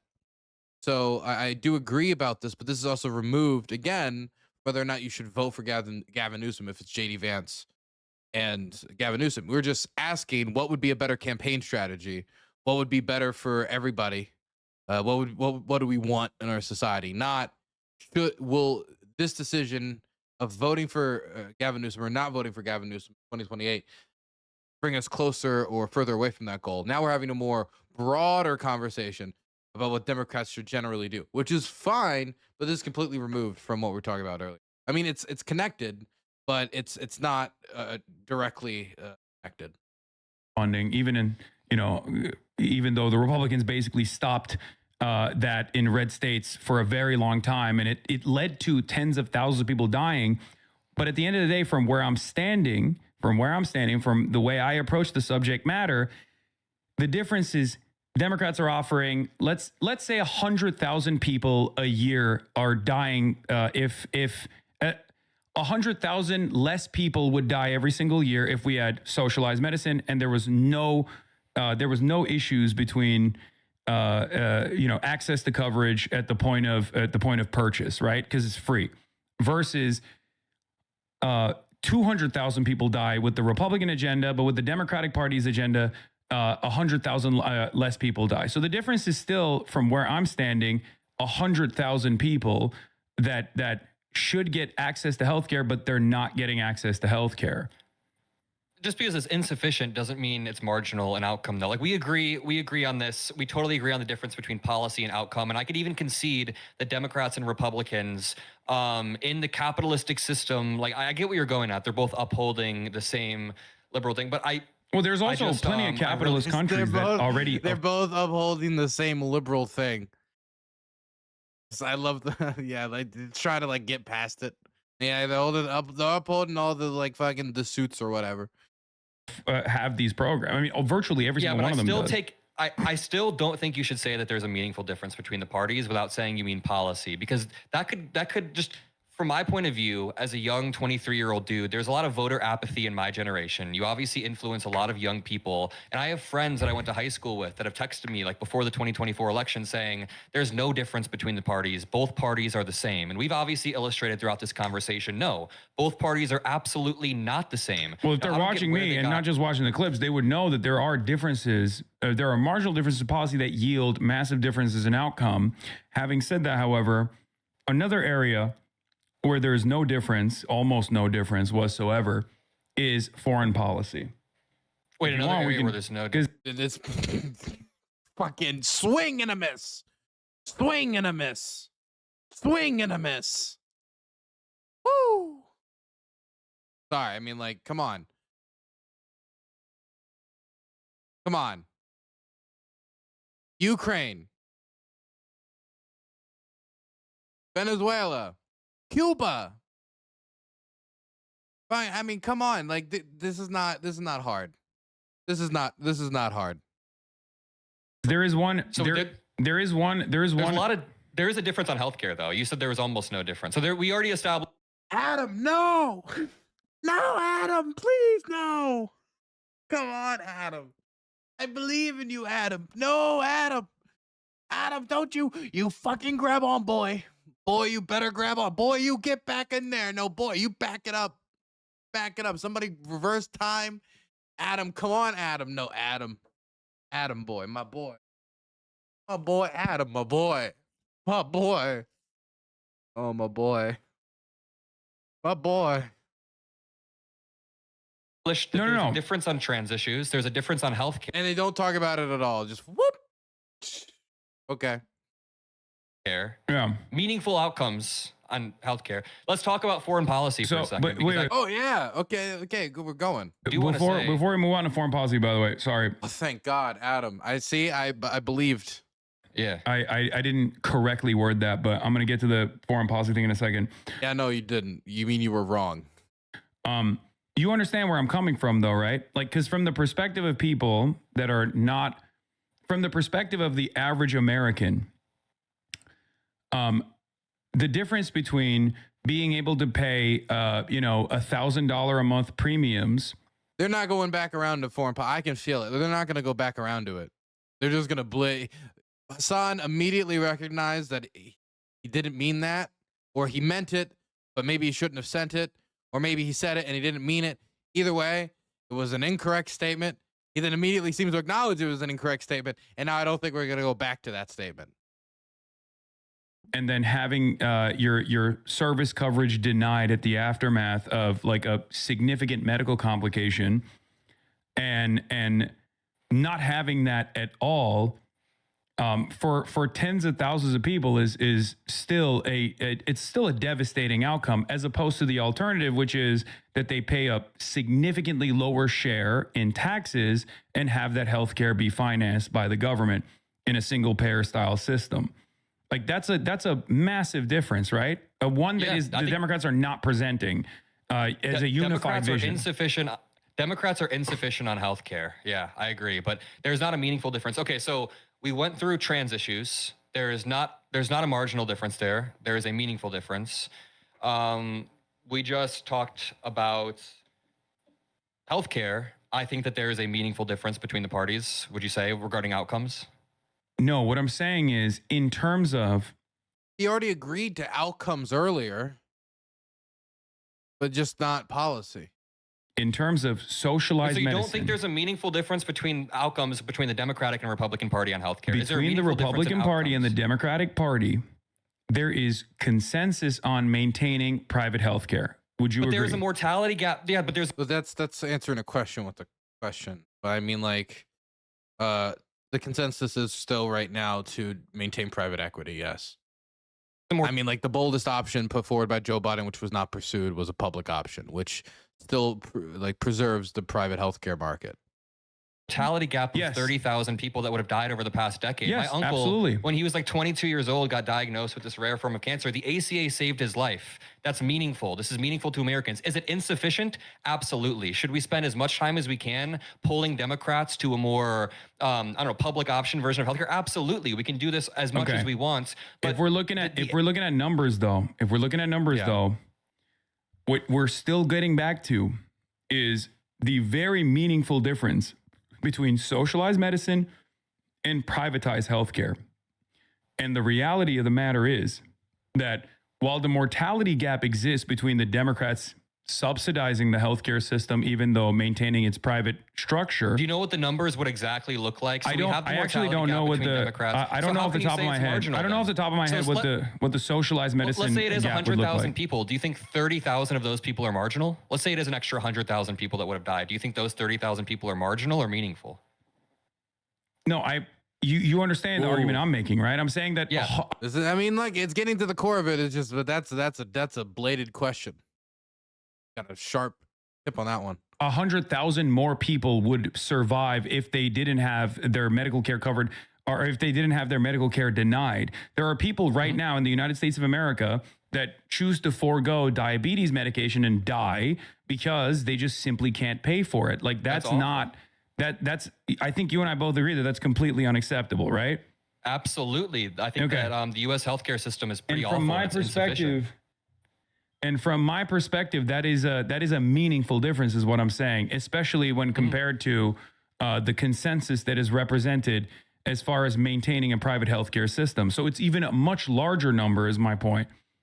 Yeah, I get what you're saying.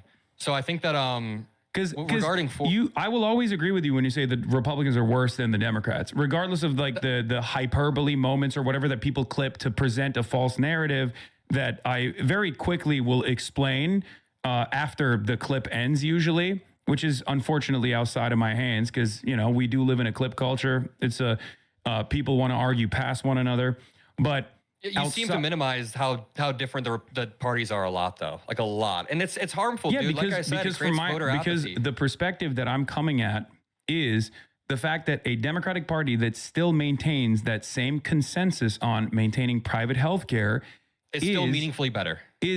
But it doesn't. It ultimately doesn't matter. Like in the grand scheme of things, if we're saving 100,000 lives and the Democrats are saying no, we're only going to save 30,000 lives, then there's still 70,000 lives that are lost in the process. That doesn't matter to you? What do you mean that doesn't matter? I think we're talking past one another. There is a far larger number of people that are dying in the uniparty consensus. Okay. I absolutely agree. There is a Man, Adam gets so excited during these conversations. Very excitable. You read it all over his face. Far larger number of people that are dying in the uniparty consensus, and due to that, the healthcare system needs to be reformed. It is currently insufficient, but I can grant that and both say the 30,000 people that have saved their lives are meaningful, as we've agreed. So I think that we don't have a disagreement on like that's the reason why I was also an advocate for the Democratic Party shutting down Congress when the Republicans were ironically trying to do the harm reduction narratives on their side, when they were like, well, every day that Congress is shut down, where we're not conceding to your very reasonable demands about funding healthcare and adding the additional COVID subsidies back, you're allowing tens of thousands of, or if not millions of public workers to be furloughed and possibly die. Like the point I'm trying to make is in a much broader vision that is both politically beneficial, electorally beneficial, the Democrats refusing to take seriously because of the donations that they get from healthcare companies that want to maintain, that have a financial interest in maintaining a private healthcare system. The Democrats are writing off the additional 70,000 people, and they're getting away with this argument by presenting it as a lesser evil argument, because it's true. Lesser evil argument is the lesser evil argument. The harm reduction theory is correct. But because of the harm reduction theory being correct, the Democrats lean onto that rather than actually advocate for a bold vision. And at times they even lose the election, but it seemingly doesn't matter, right? I think what we should do before the 2028 primaries is push our party as much as possible to reject the type of special interest groups that have led to this over the past decade, have led to the Democratic Party kind of feeding into to this. But yeah, so I don't mean to keep hammering down on that point, but I do want to go to foreign policy because I think we can illustrate that Can you just say if you agree, yes or no here? So the Democratic Party has meaningfully different outcomes when it comes to trans people. Yes, right? The Democratic Party has meaningfully different outcomes when it comes to healthcare. The Democratic Party, marginal or not, in terms of their different approach to both, well, healthcare is even more marginal, but the Democratic Party's approach to these issues from the perspective of the people that are receiving it, from the perspective of the people that are looking at it, from the way that they angle the conversation, the way that they move to a centrist position on a lot of these key positions is marginally different, but marginal differences yield significant outcomes for the people. So the average person views the policies as marginally different, even though they're the ones who are receiving the outcomes. Like the person who either gets insulin 100%. Do you think that the average American is making a reasonable, a rational decision when they're voting? Not the average American, but the Americans that are affected. Like if you need insulin and you get rejected due to a Republican Party, that's meaningful. There's meaningful outcomes there. Yeah, and yet they still make irrational choices all the time. I mean, I think I didn't think you'd disagree with me on that. Yeah. How many people with like immediate undocumented family members voted for Donald Trump? Yeah, that's true. That's fair. They are insanely irrational in their decision making. That's why I always say you have to have a definable agenda that makes you that makes you viable at the elections. There's two different problems here. People are going to be irrational actors no matter what, though. People are going to be irrational actors no matter what. That's why you got to fucking bludgeon them in the head. That's why you got to bludgeon them in the head in the same way that Republicans unfortunately do very well and they have less structural hurdles than the Democrats do, obviously, in this situation, but they bludgeon people in the head by saying, make America great again. Here's what those values mean. And then they just like add a bunch of nonsense into it. They engage in hyperbole. They regularly will be definable by their policies. Build the wall. It's like very simple. It's very simple stuff that they actively harp on, and the Democrats are constantly running on a defensive posture. And my argument is the reason why I think they're running on a defensive posture is because they can lean into the harm reduction narratives. Because the harm reduction narrative Kiwi has donated $5. Hasan's opinions on Dems is like Schrodinger's cat. It's both meaningful and negligible at the same time. What a breakthrough. Thanks for the sub. I really appreciate it. Look, I think the main thing is I disagree with calling the harm reduction the harm reduction reality a harm reduction narrative. That's really my main thing. I don't see it as harm reduction. If you're engaged in harm reduction, that means that you weren't able to achieve everything that you would have wanted up to that point to get the person you wanted in that position. But there will always be harm reduction voting in every election. If it's not on the federal level, it'll be at the state or local level. Thank you for the $5. Appreciate it. Is a correct approach. Schrodinger's Democratic Party. It is correct in theory, but given that most voters are making irrational decisions, unless they're literally fucking bludgeoned in the head with it over and over again to spell out those party differences, they're not going to make a rational choice. And many of them are not even going to vote at all. My community, on the other hand, by the way, overwhelmingly voted for Kamala Harris, but that's besides the point. I mean, virtually every single person in my community voted for Kamala Harris, contrary to what people say. If it's 2028, man, and we're running on like harm reduction narratives in the general, I will be very, very disappointed. I hope that we have I'm excited. Okay, you'll be disappointed, so you understand what I'm saying, though, right? Then don't you feel like it would be out of your hands as far as like what you can do? Because at that point, I can.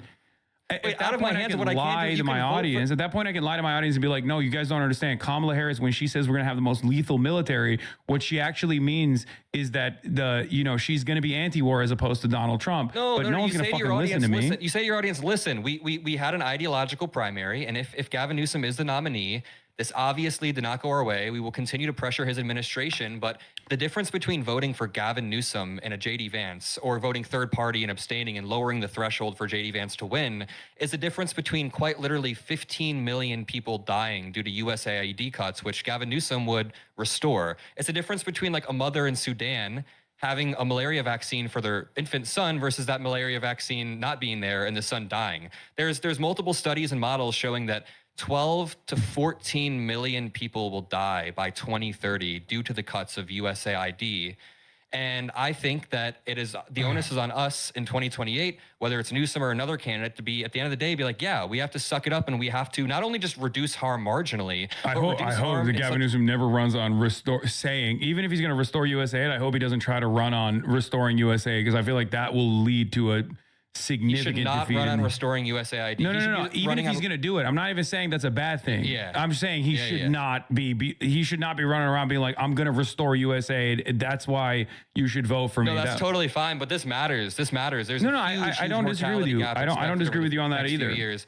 So what do you mean? It's maybe it'll come across out of as your. The message for the Democrats should be standing on the issues that affect the most amount of Americans into the next election. Just one after the other, after the other, after the other. The issue of affordability, the issue of issues like crime, right? Which everybody has concerns about crime. Of course, not everybody is necessarily affected by the same levels of crime, but it's something that's a universal appeal. You have issues of universal appeal largely, and then you have specific issues that hold to your base, and issues of import. For example, you talk about the largest war currently going on in the world. If you want to show yourself to have some competency in foreign policy, you talk about social issues to some extent, but to get caught up in them when the Republicans have been sharpening your tools in culture war for years seems like a fool's errand. It should instead be, instead of engaging culture war mudslinging, just very simple kind of, I think, a message more or less of let live and live on your own. Shock for people, but what do you mean it's out of your hands at that point? I don't think it's out of our hands at that point. What is out of my hands is that no matter what if people ask me about, why Kamala Harris was not coming out and releasing a statement about the significant differences that she presented as opposed to the Biden administration's Gaza policy. Because I think we agree that she did not separate from Joe Biden in a meaningful way at all, right? She didn't, and that's a big part of why she lost. So, so one of my biggest points of contention, especially leaving the DNC where I got basically blackpilled, I was like, I could not believe how much people were celebrating it and how much people thought oh, we got this in the bag. When the situation on the ground showed a very different reality, at least from my perspective. When Kamala Harris refused to sever ties with Biden, and I know that would have been a complicated process regardless, and there would be a lot of drama surrounding it, but I think with expert messaging, that would have been very beneficial for Kamala Harris, similar to Mark Carney versus, Justin Trudeau, cutting the dead weight, basically, taking out an unpopular figure and then rising from the ashes and presenting a bold new vision. Even within 107 days, she could have, tried to do this. When they didn't do that, and they tried to win by hugging and kissing Liz Cheney, and tried to win by going after this mythical moderate voter in the exact ways that Matt Iglesias and Jonathan Chait and all these other people presented as a positive, a lot of these commentary folk that the Democrats do listen to for some reason, I don't know why. When they ran around with this pivot to the center and kept repeating it, and the consulting class kept repeating that this was the appropriate thing to do. When I had two options, I could have just been well, guys, you have to understand Kamala Harris is actually going to be much better than Donald Trump, which I did bring up with regular frequency, especially as it pertains to what Donald Trump was presenting, mass deportations and what that would look like. And there are many, many videos where I, presented how terrifying a vision Donald Trump was spelling for the future of the country versus what Kamala Harris was presenting, which conceded, because this was another holdover from the Biden administration, conceded that undocumented migrants were actually a national security interest, a national security issue, that they were actually leading to crime, and that the only solution was a compromise position that wasn't mass deportations, but instead was deportation of some. That was completely unnecessary, because the main point that the Republicans drove home was built around a lie that undocumented migrants are responsible for a higher share of per capita crimes than natural-born U.S. citizens are.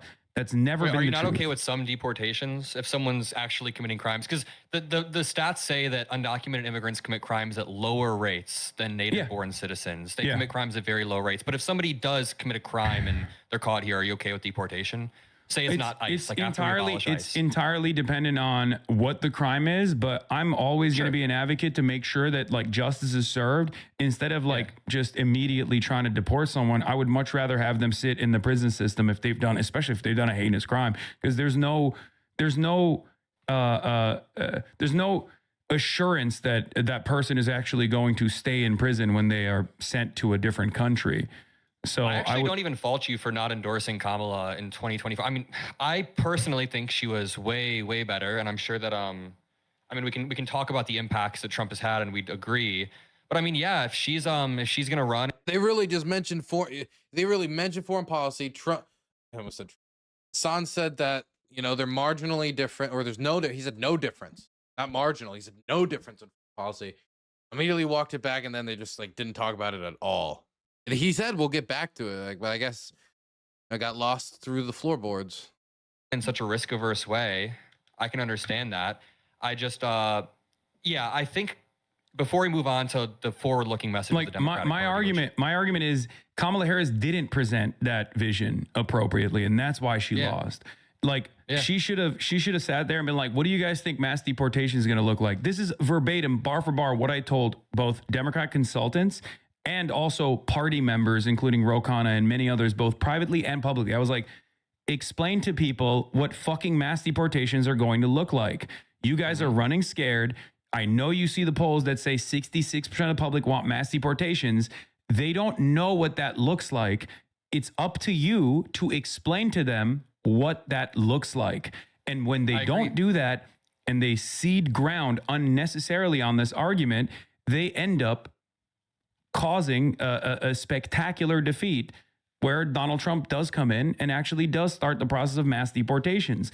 That was my argument. And that's precisely what I mean when I say it's out of my hands at that point, because no matter how much I yelled both at the Democrats, no matter how much I advocated for every single day about how devastating a vision Donald Trump would look like if he actually won, the Democrats still chose what they chose to do. That's what I mean when I say it's out of my hands. I don't know exactly how Gavin Newsom is going to run.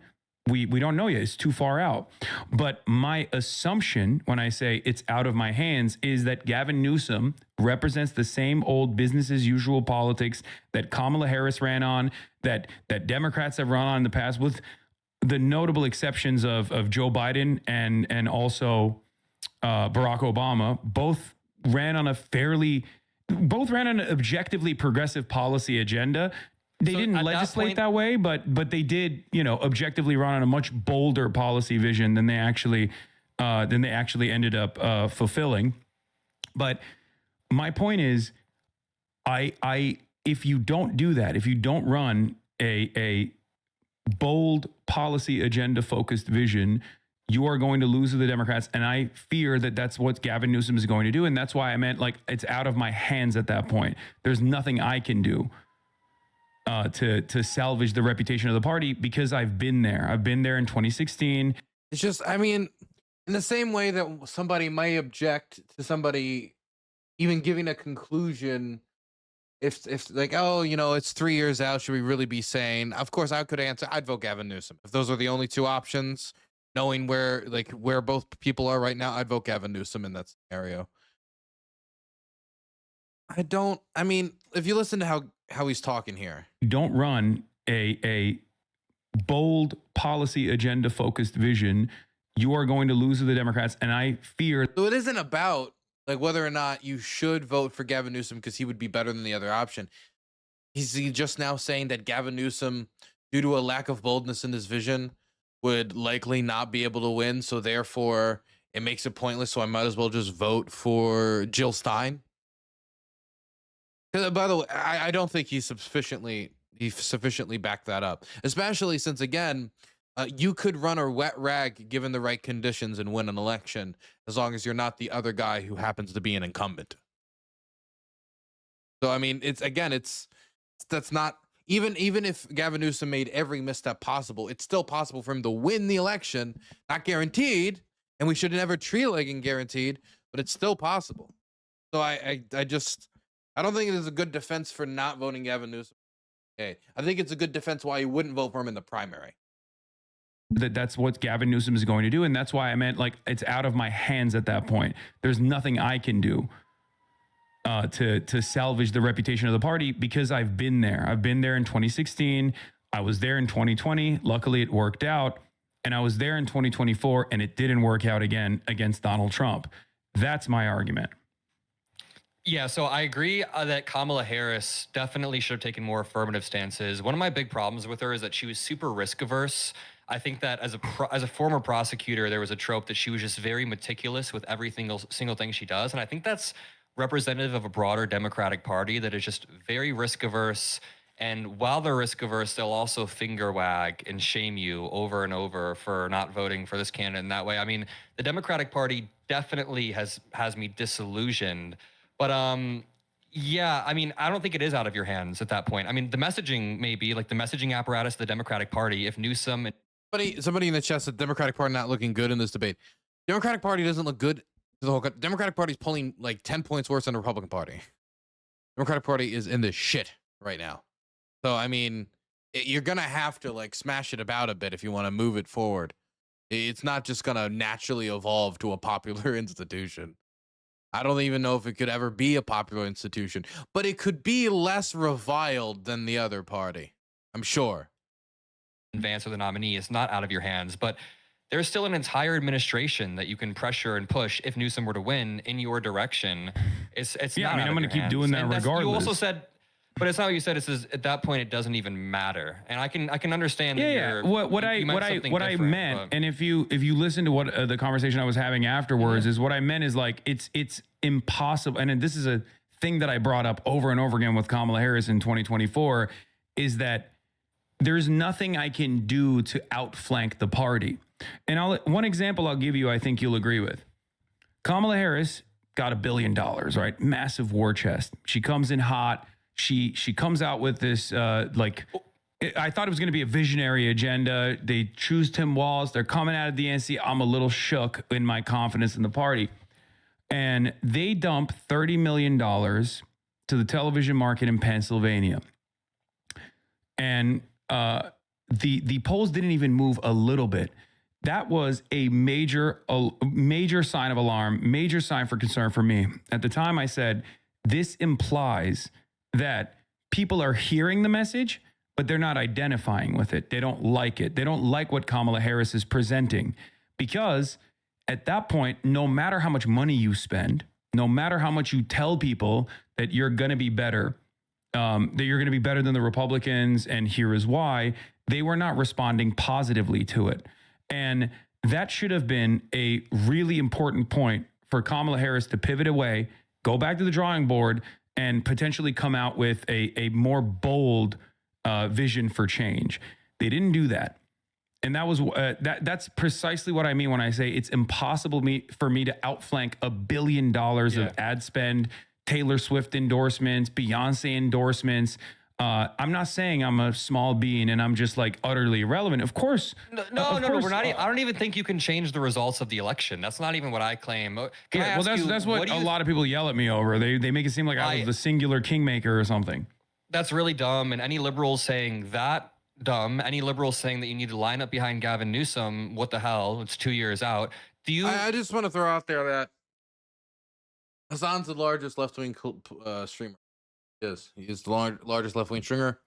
It comes with influence, comes with impact, especially amongst young people who are already a low voting propensity group, and so he gets extra scrutiny and attention. I think, to be quite frank, that it's pretty fair. I don't think all the attention he's ever gotten is fair, but I think the increased scrutiny is fair. When you're at the top, you have a magnifying glass on you. Why do you think so many liberals were mad at that Jennifer Welch clip? Like, what's your steel, man, if I could ask? What do I think about it? Like, no, why do you think... It said microfying, not magnifying. English language, not my friend. So many liberals on I Twitter know. were on your throat. It's the same. It's the same reason why everyone said the Bernie bros were the reason why Hillary Clinton lost. It's the same reason why people still say third-party voters are the reason why Kamala Harris lost, even though if all third-party voters, and I'm sure you know, voted for Kamala Harris, she still wouldn't have won the election. You will always get more voters by energizing people to get out and increasing turnout than you will by converting third-party voters. There's no election where that hasn't been the case, I don't think. I think that's there's always just more gap in energizing more people. But of course, like if somebody's voting third party, then obviously they have a propensity to vote. It's people looking for an alternative. It's not that their vision of what the Democratic Party should be doing is incorrect entirely. It must be something else. So they're just looking to blame someone else. And I'm fine being that guy. If they want to blame. I honestly disagree. I think a lot of the liberals I talk to and a lot of the people in my audience don't think what you just said. I've got a massive liberal audience online. Yeah, I didn't ask them about this. I don't know. But I genuinely think a lot of the criticism I saw on Twitter goes back to the conversation that I was kind of trying to not pin you down, but I was kind of trying to return to it over and over, is the way that you word these things on your stream. I genuinely think liberals take problem with that. I mean, yeah, some people will be looking for a scapegoat and will say that third-party voters cost Hillary the election or cost Kamala the election. I mean, it's not, I don't think it's true in the case of Kamala, but I think that no one expects you to change the results of the election. Or maybe not no one. No reasonable person expects you to change the results of the election. No reasonable person expects you to jump up and down and start throating Gavin Newsom 2 years before we even have our candidates there. No reasonable person is going to say, if you would have said, I refuse to pre-commit to any candidate and I want to use my leverage and I want to make sure that we have an ideological battle and I want to come out on top, I'm not going to commit to anyone. I think you could have minimized the amount of liberal damage. And you did explain right after why you didn't vote for Kamala and how it was the same. The clip was way before. The clip ended way before that. Yeah, but you're saying something different too now. You're saying it's out of your hands, but you did word it, and you're live a lot every single day, so you can't word everything perfectly, but you literally said at that point it doesn't even matter. One day prior, you said Newsom is marginally better. When liberals see all of this in totality, it's wow, this guy doesn't think that the Democrats are even different, and this guy has a lot of apathy towards who wins. It came off as apathetic. And I mean, I think there's a common criticism online. Do you feel like some people want to feel like I'm apathetic? Do you feel like, well, one, there's two different reasons for, there's two different things I want to mention here. One, the plurality doesn't vote, and therefore the plurality is apathetic, right?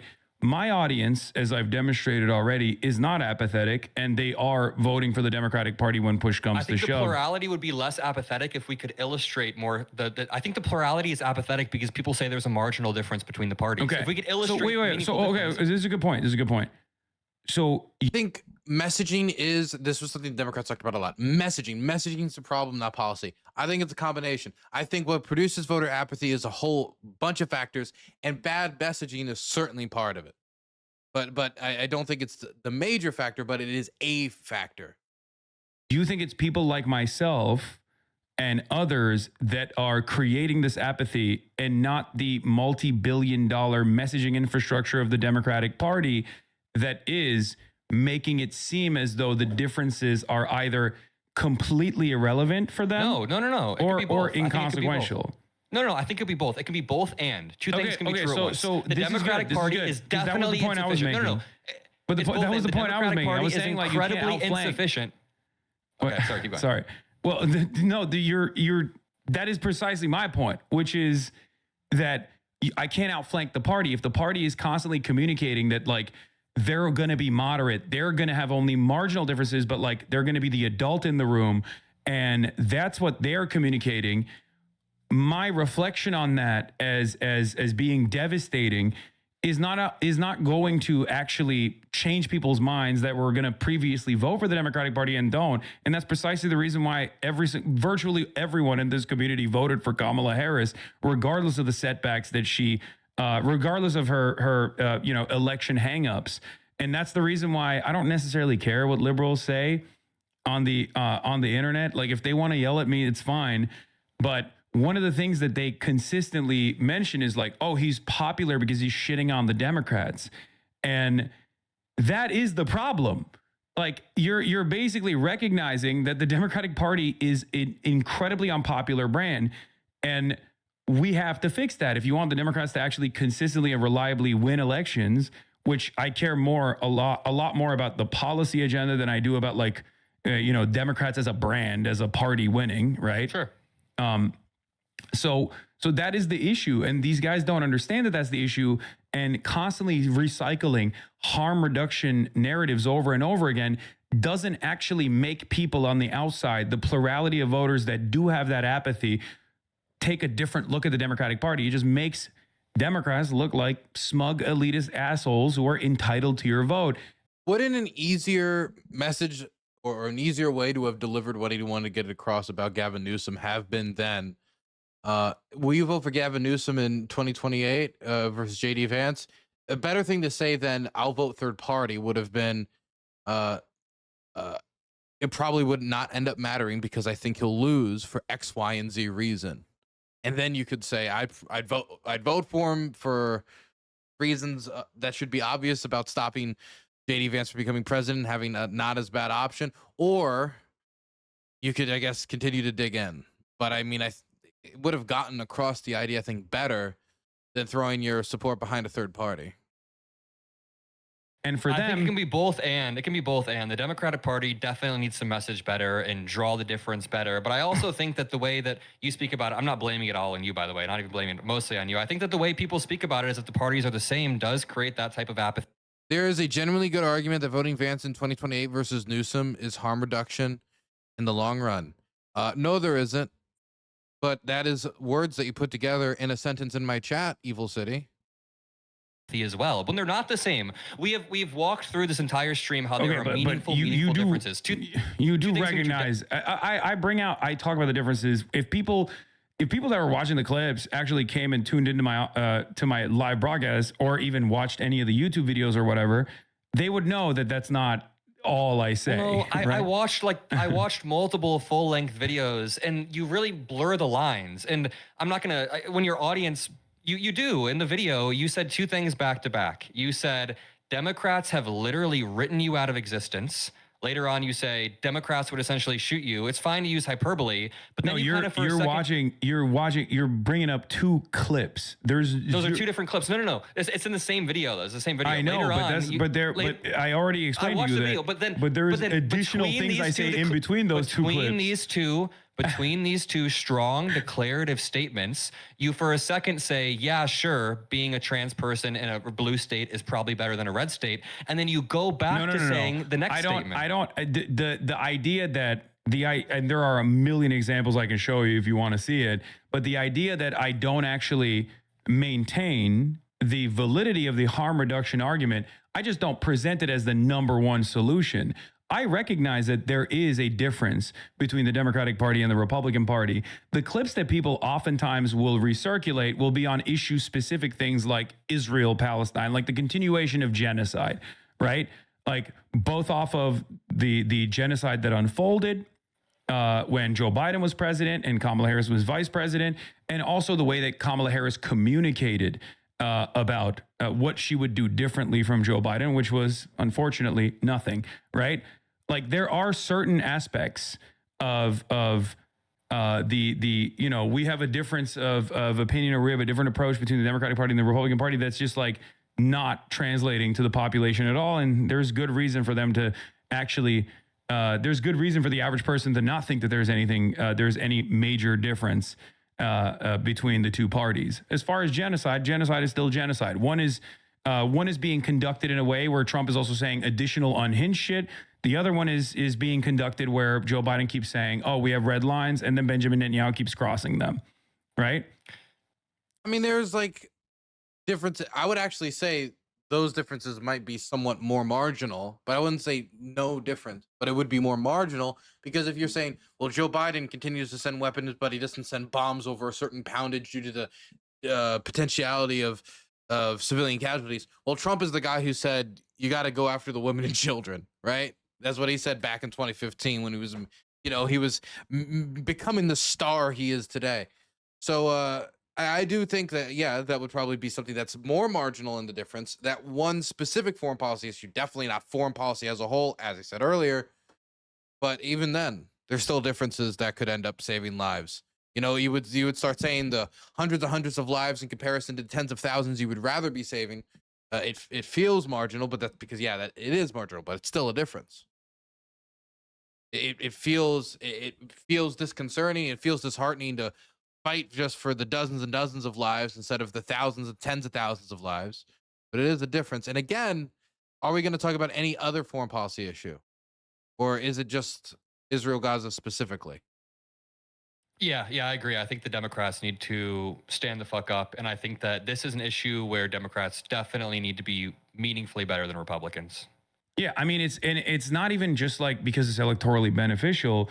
It's also unconscionable in general. And that was the reason why I said that given both Kamala Harris's lack of interest in like communicating a different vision for what will happen with her leadership between, United States and Israel, and given her tendency to lean into Joe Biden's agenda on migration, People were looking for the a right change wing agent, bill, for sure. the right wing bill that they passed, that they packaged as a bipartisan bill that was like almost single handedly written by that fucking Oklahoma senator that basically offered money to build the wall. Like all of these things that they went back on, people are stupid, but they're not that stupid, right? If you say you're like anti-build the wall for years and years, and then you're like right before the election on October 6, 2023, you unveil a spending package that has money to build the wall, people are going to look at that and go, oh, so Republicans were right all along, that immigrants do constitute a national security threat, and you guys were just fucking lying to us. And all you end up doing in that situation is you don't get the moderates to come to your side to go, well, there's a reasonable immigration agenda here, and the Democrats are the only party that's going to advance this reasonable immigration agenda. No, most people in the Democratic Party say, oh shit, I guess undocumented migrants are doing the rapes and the decapitations or whatever the fuck the Trump administration is saying. I think maybe they were Kamala right. was pretty clear that that's not true, though. I mean, Kamala drew the line. I don't think she played into Trump's anti-immigration criminal rhetoric as much as she did. But the concession is within the legislation. The concession, you don't come forward with well, first of all, she had plenty of fucking I'm going to be strong on the border videos. Wait, were you okay with strengthening the border from Biden era? Did you want to continue Biden era policies? Because wait, what was the other agenda that she should have pitched instead of that in 2024, considering where immigration was on Americans' list of priorities going into that election? Should she have said everything's good? Well, no, it would have probably, you could talk about hiring like immigration judges, but most people have no fucking clue. What does that mean, hiring more immigration judges? Like how does a judge control the border? I mean, I guess that's more for the system.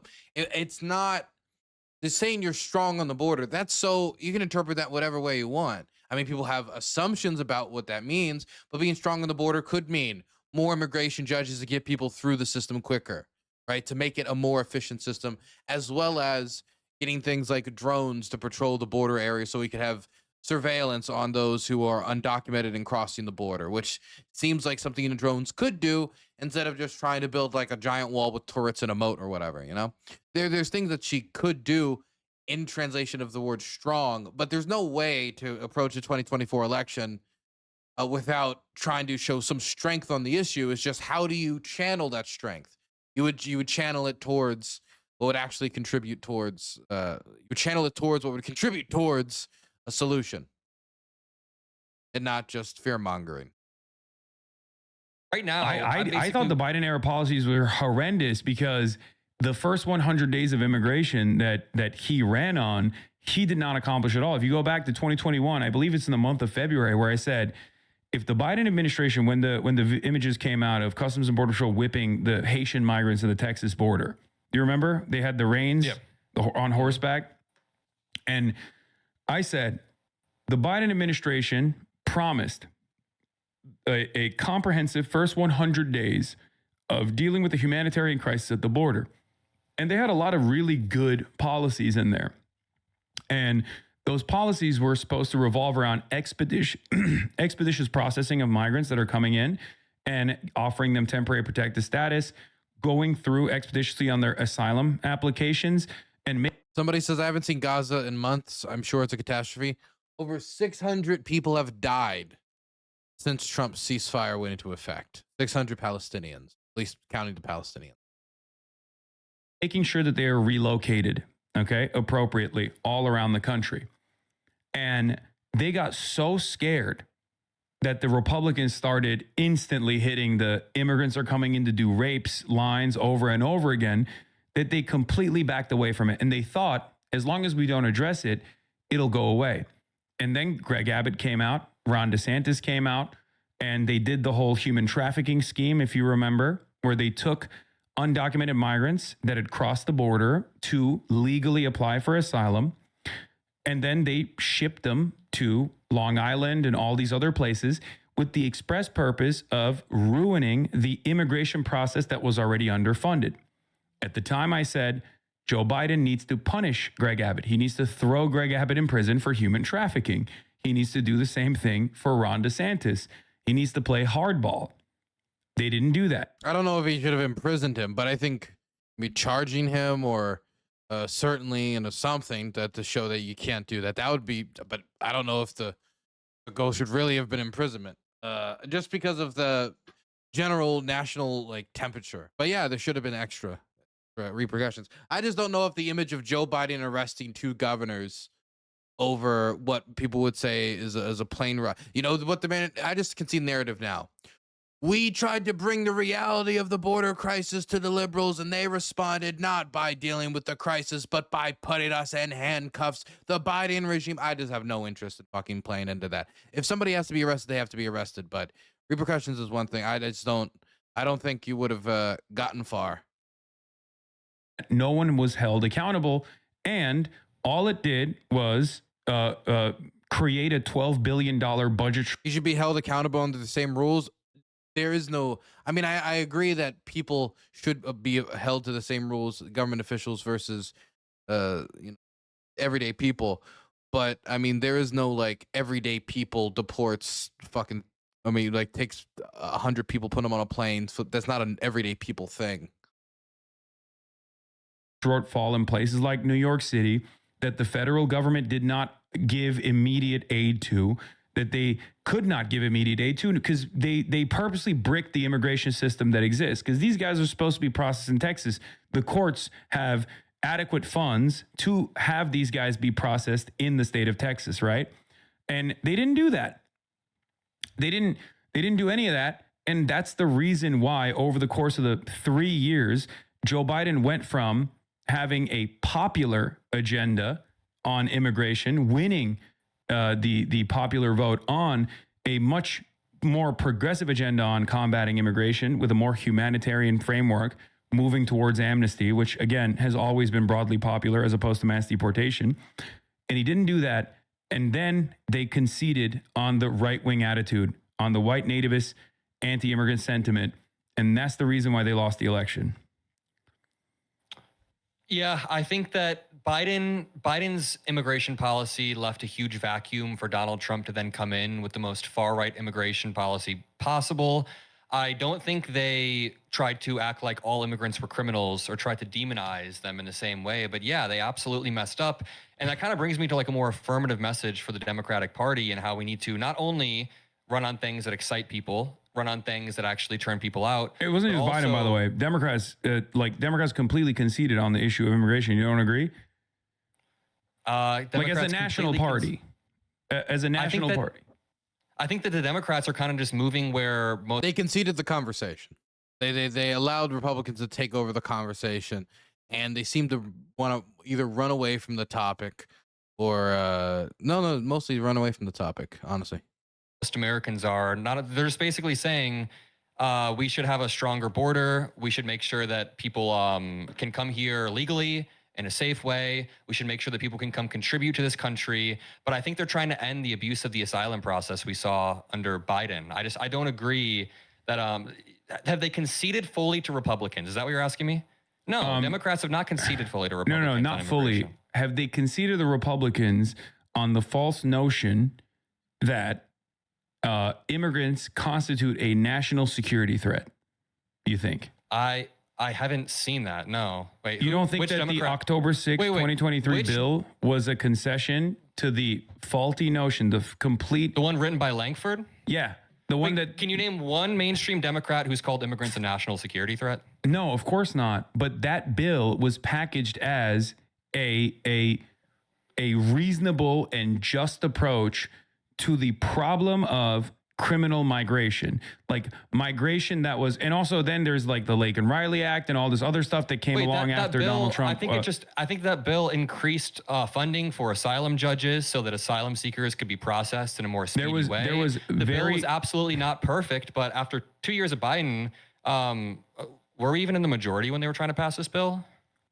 Biden went in and acted as though this was a bipartisan bill with little to no, and this is according not to me, but to numerous other advocacy organizations that said that this bill, unlike any other Democratic Party bill that was ever passed on immigration, that was ever advocated to pass on immigration, had little to none in terms of what you're talking about in terms of the courts. There was some funding for the courts, but the bulk of the courts was going to, it looks like the bulk Kamala of the ran on a stronger pathway to citizenship too. The bulk of the funding, hold on, the bulk of the funding went to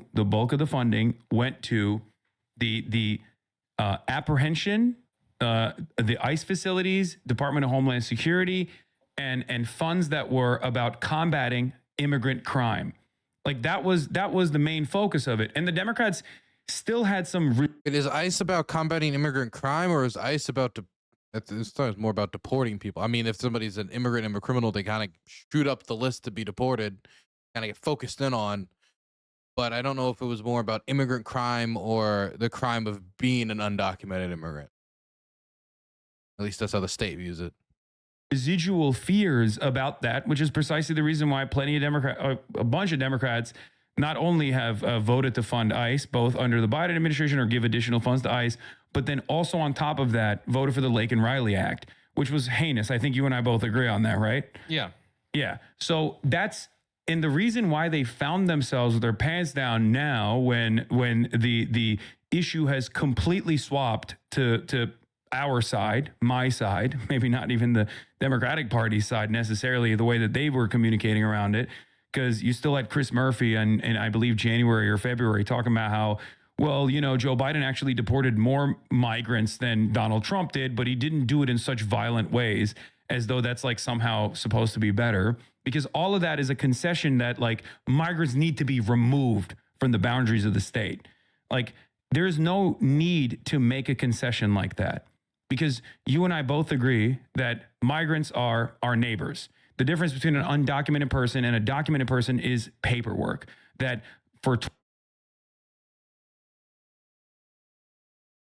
The Democrats will not pick up this message. This will not be their campaign message. This will not be their message. They cannot say we're not deporting nobody. That's not their message. That's not going to be their message. That will never be their message. I think that the most rational decision is about fixing the system so that people can come here more efficiently and legally, so we disincentivize undocumented immigration, and having those who have already established lives here be able to stay here. But I don't think that just because somebody crosses the border from place A to place B, all of a sudden the only difference between me and them was paperwork. The differences are further than that. We were born differently. We speak different languages. We come from a different place. We possibly have different values. There's a bunch of other things. Now, that's also true of people all across the United States, even though I would hope most of them would speak the same language. But I mean, yeah, it's criminal jaywalking. Yeah, sure. Either way, like this is not something that, it's one thing to say there's no reason to break up neighborhoods, but nobody can make the argument that somebody crossing the border 2 months ago is a integrated part of the community. They aren't. So making the standard, we don't have to deport anybody. We don't have to deport any, and he uses the word migrant. I don't know if he just means, he says migrant and then he says undocumented person. So all undocumented people. It's not the stereotypical view of the left as oh, you guys don't want a border. This becomes that position. 23 years prior to the existence of the Department of Homeland Security, were there deportations? Of course there were, every now and then. Having said that, they were conducted by the INS. It wasn't like this militant organization known as ICE that was specifically doing interior removals, because it was a civil offense. It was a paperwork violation. And that's what I want to get back to. I want to bring the clock back to a time where we had a more reasonable approach, because this is a nation comprised of entirely immigrants, with the exception of the indigenous population and black people. If you could choose how the Democratic candidate... Then he wants to bring it to a time when we had a more reasonable approach, but we always had like an immigration systems. When he says like what he said about deportations, does that mean he does believe that there should be some deportations? Or what? I don't know. I didn't come away from that particularly knowing what he thinks. In 2028, even throughout the primary, messages on immigration. How do you think they should do it for the vast majority of American people who think that Biden was weak on the border? And this is just what people think. I mean, I think that Biden had a lot of errors, and I think a lot of American people think that he was incredibly weak on the border. That obviously led a pathway to Donald Trump. Kamala Harris, obviously, I don't even think she conceded as much as you're saying. I mean, her platform looks counter message. Counter message. No, at no point do you cede ground. Kamala Harris to the was running on a Republicans. pathway to citizenship. Yeah, so was Joe Biden, and then he didn't actually do that at all. That's my point. Like the amnesty framing. I do agree that there should be counter message, like somebody coming out saying, what exactly will this look like? What will ICE going through our neighborhood? There is counter message to what the Republicans are pushing. There is such a thing. But I think that counter message should be clear. I don't think it should be, well, I want to return to what we had, but also, yeah, I think deportations themselves are immoral. Like, that's not particularly clear. Is good, but that wasn't not only was that not the primary vehicle of her immigration agenda, the primary vehicle of her immigration agenda was the bipartisan bill that was actually more reasonable, and that Donald Trump was actually trying to undermine that because he wanted to use immigration as like a talking point, right? Like that was the communication Kamala strategy. didn't run on Langford's bill. Kamala did not run on Langford's bill. Kamala ran on a pathway to citizenship, and I believe they did talk about how mass deportations would be bad. Definitely not sufficiently enough. No, they ran border ads like talking about how she prosecutes transnational gangs. Like they were very clearly communicating that they were going to take a much harder approach because they were afraid. They were running scared, and they were afraid of the. So how, if you're the 66% Democratic of Americans candidate, saying that they want mass deportation, they saw that poll and they freaked the fuck out. if you're the Democratic candidate in 2028, how do you message around this so that people in America don't think you're weak and soft on the border like Biden was? Not saying you are, I'm just saying so people don't get the idea that it's going to be another Biden. Yeah, there's also, like, Kamala Harris did blame Donald Trump over and over again for killing Langford's bill, by the way, including in debates. You know that, right? I think that she's trying to illustrate the point that Trump doesn't care about immigration. Yeah, but what does that say to the average person? Also, can I say that the Langford bill, the only reason the Langford bill got created was because Republicans were holding aid to Ukraine hostage. They were holding it hostage, and under those conditions where they could have had a normal debate or like negotiation about immigration, but instead it was negotiation under pressure for a year that then fell through when the Democrats actually came to a consensus, some sort of consensus with Republicans, and then Trump realized, wait, I can't use this as a campaign issue if we actually pass this piece of legislation and we send this aid to Ukraine. Doesn't say that Kamala Harris is not running. That Trump and the Republicans are not going to responsibly deal with this issue in a long-term way, that they're likely just going to use this as a political cudgel and then do mass deportations that are violent. Adam, I think, look, I'm not your enemy, but I do think you're debating a little bit here. I think the whole point is that was a failed strategy, and Donald Trump ended up winning on immigration because Kamala Harris was presenting herself as accepting of the right-wing framing that the Langford bill was good, and that the Langford bill. Well, the Langford bill, nobody fucking knows what the Langford bill is. I'm sorry. No, if you ask somebody walking down the street, what do you think of the Langford bill? The Langford, who's Langford? From what state? What? Nobody would know. Okay. The point was that was being put across is that Democrats tried to compromise on the border after Republicans asked for negotiations, and then Republicans said, screw it. Right. after they held out and held aid to Ukraine hostage and got people killed. So I don't particularly see how that answers too much into the framing. I mean, you could look at the policies that were in the Langford bill, but the actual policies in legislation and how the legislation is messaged to the public are also two different things. I mean, it was more being used as a way to show uncooperation from the other side on the issue that they supposedly cared about, which I think is fine to show. Just you also need a stronger countenance message to what Republicans wanted, which caused them to, you know, hold the Langford bill crisis in the first place.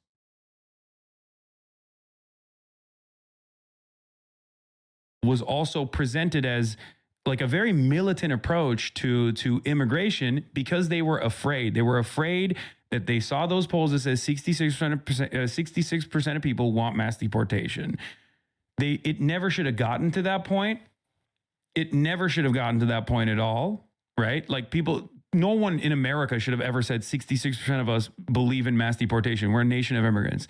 It got to that point, and guess what? Even then, the polls also still showed that given the option between mass deportation and mass amnesty, Americans have never historically chosen mass deportation over mass amnesty. Did you know that?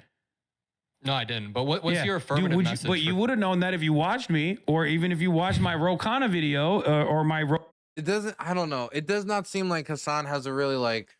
I want like a clear affirmative, like Adam's asking, a clear affirmative message for how do they show that they're not weak on the border in the way that they're being portrayed.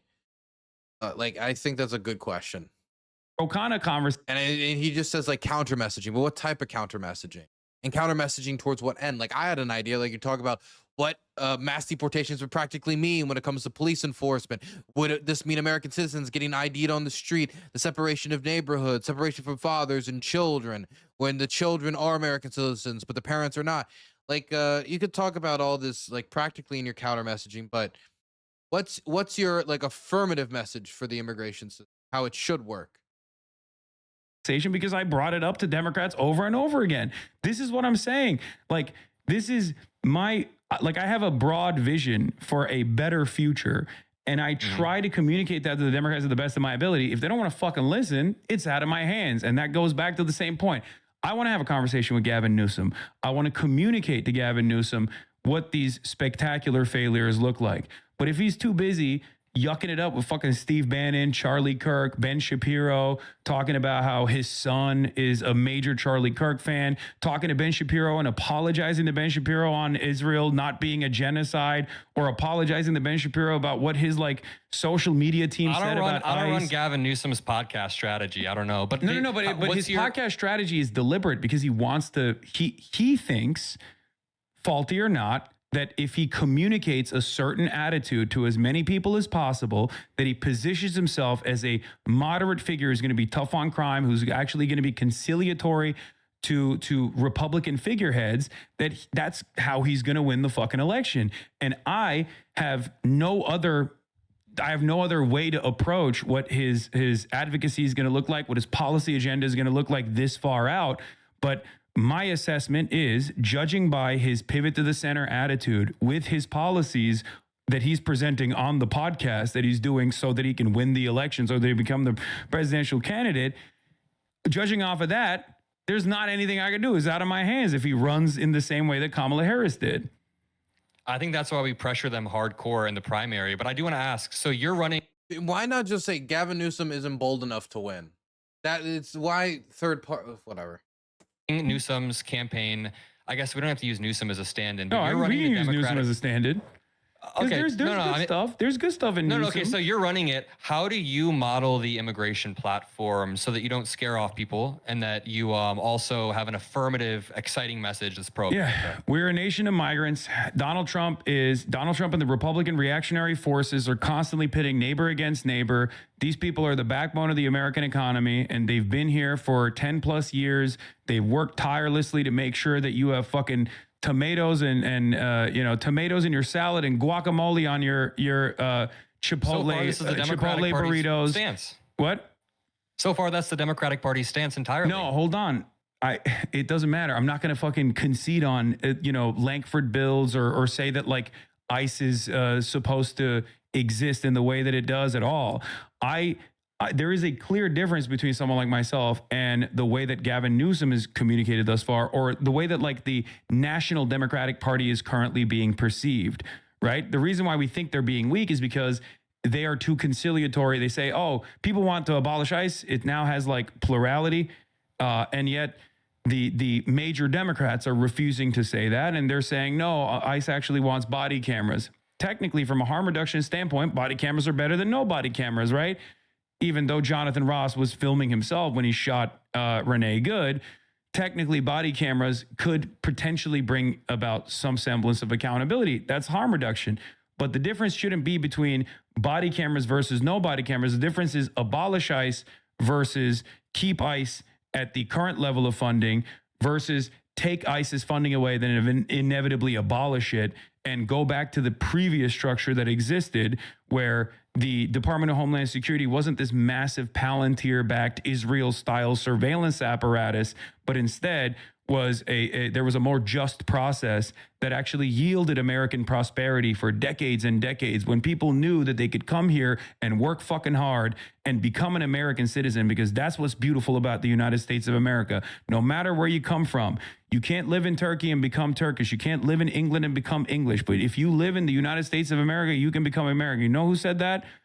Ronald Reagan. That's who fucking said that. And that's what I would say. I would be like, listen, that's the beauty of America.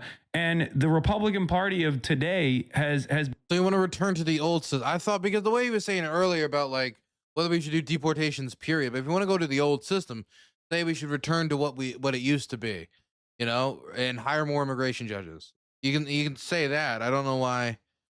Kind of was splitting hairs so much earlier. Become this hate-mongering behemoth at the behest of the billionaire pedophilic cabal. We're no longer entertaining these false notions that pit neighbor against neighbor, and we're going with a bold and radical vision that says you work hard and you get more of an earning. You get a bigger percentage of the pie that you have actually created. We're gonna work. We're gonna work at the behest of the working class. We're no longer gonna care about the billionaire pedophiles. We're gonna fucking arrest them. We're gonna apprehend them if they're doing crimes. We're gonna bring about accountability. That's the way I would go about it. I also think that after ICE is abolished, which I totally agree, we should be running on all of this, but after ICE is abolished, I think that Democrats need to run on something like a new law that has criminal penalties for any government actors that just recklessly, knowingly, or purposefully violate Americans' rights. That's a framework that we're working on, because a lot of it's inside the Civil Rights Division, which Trump has totally corrupted, and which people have resigned from like multiple times since Renee Good was shot. So I do think that Democrats need to run on a more affirmative immigration message. That's what I've been working on as well. I've been appealing a lot to my family who moved from Syria in the early 80s and saying that, look, they became incredibly successful, have hired dozens of families, or hired dozens of people, fed dozens of families. They have, helped build a great community in Indiana. But yeah, I agree that Democrats need to run like that. Okay, I mean, we don't disagree. But okay, so the last question I have for you is, because it seems like you want to.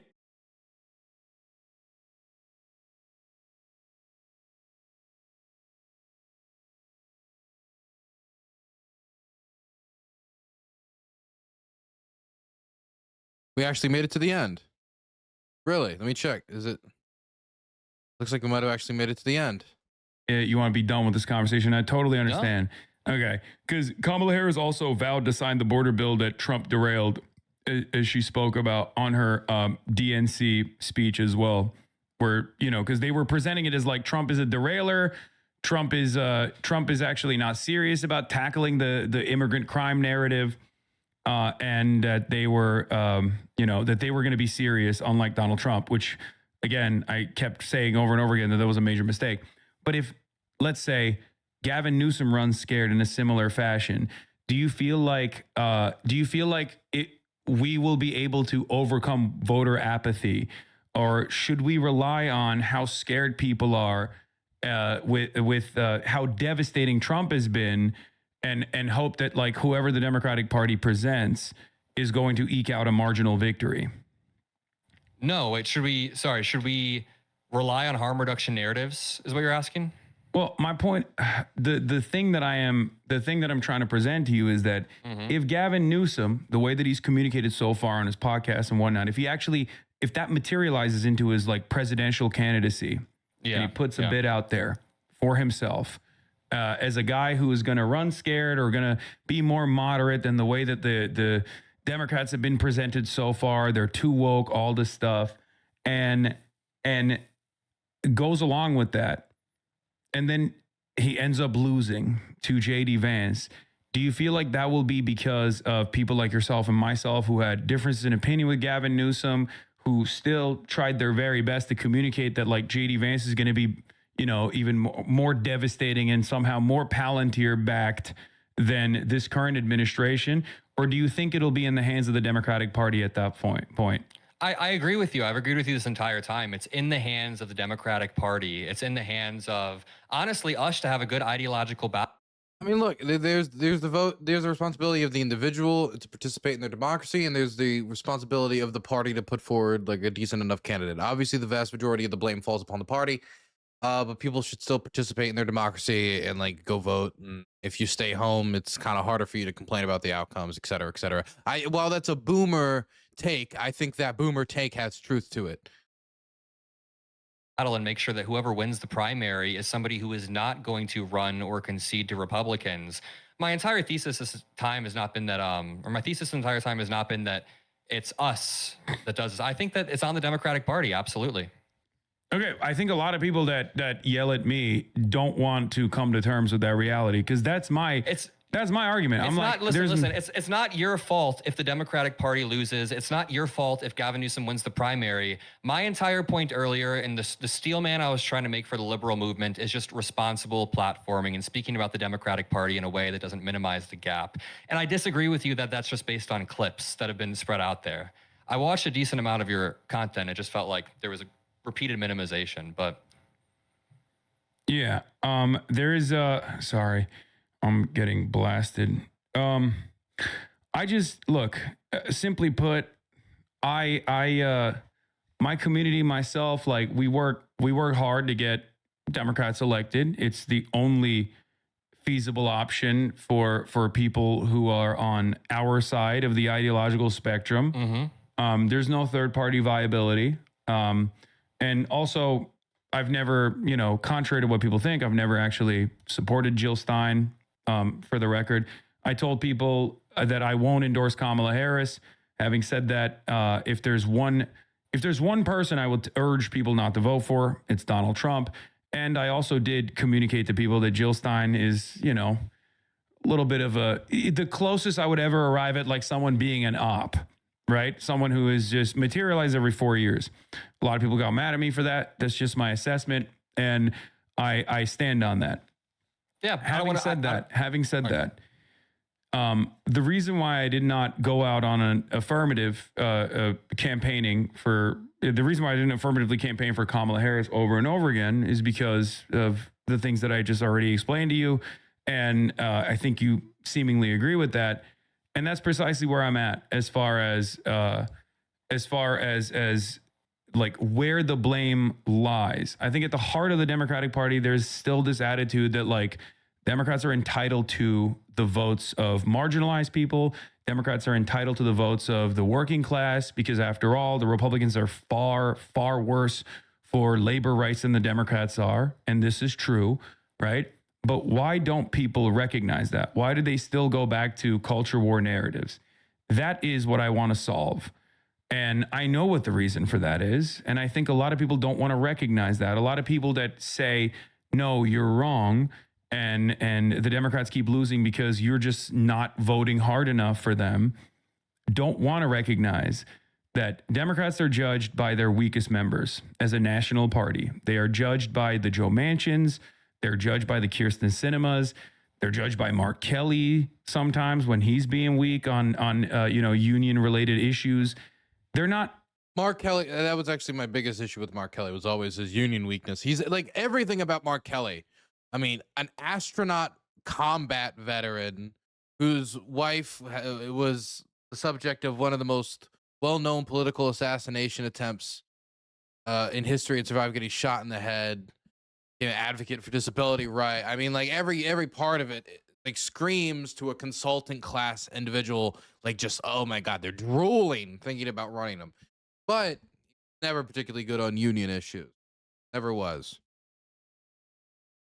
And it's totally understandable that they're judged by the weakest figures in the party, because those weakest figures in the party are the ones who actually completely destroy the comprehensive policy agenda of the Democrats.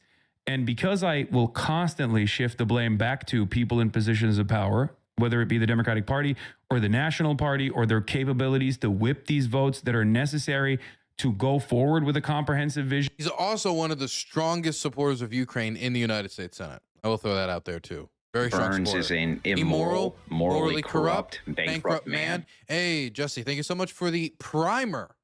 A free primer in chat. If anybody else wants to drop some subs in chat today, I greatly appreciate it.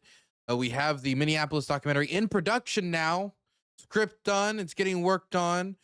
Voice recordings almost done as well. Those are going to be clipped and shipped very shortly. And then after that, I got to do the voice recordings for my Odessa boat documentary. You got 2 documentaries in production here. Dylan Burns TV. We're doing a little too much. Not getting much sleep here. That they advocated for. Understandably, when that legislation doesn't happen, people look at it and go, okay, so you're not on my side. Like, you're just not on my side. You don't care about these issues. That's the real reason. And that's why there's such a massive disconnect between a lot of consultants and the public in general. I see it all the time with the consultants that I read, with the writers that I read, where they constantly talk about, like, why don't the labor movement understand that the Democrats are far better? Joe Biden walked the picket line, right? I mean, Joe Biden walked the picket line for the UAW. That's massive. That's unheard of. There's no president I don't think any American president has ever walked an active picket line, right? That's a huge deal. And labor went hard for Trump in 2020. 2024. And yet the labor union, or the rank and filers in many of these labor unions, still ended up voting for Donald Trump. Why is that the case? Don't you want to find out why? Yeah, because obviously the average person didn't understand what was happening. No, it's not the reason. That's not the only reason, rather. Because harm reduction doesn't fucking work as a I agree with you on that, though. Yeah. Sorry, dude, it's like, it's not a question about harm reduction working. Like, harm reduction as an election strategy does not do much for you. Harm reduction is just the way people vote, though. Like, people do, many of the electorate who are active participators, of the 50% of the country who do vote in every election, like, most people vote in a harm reductionist way.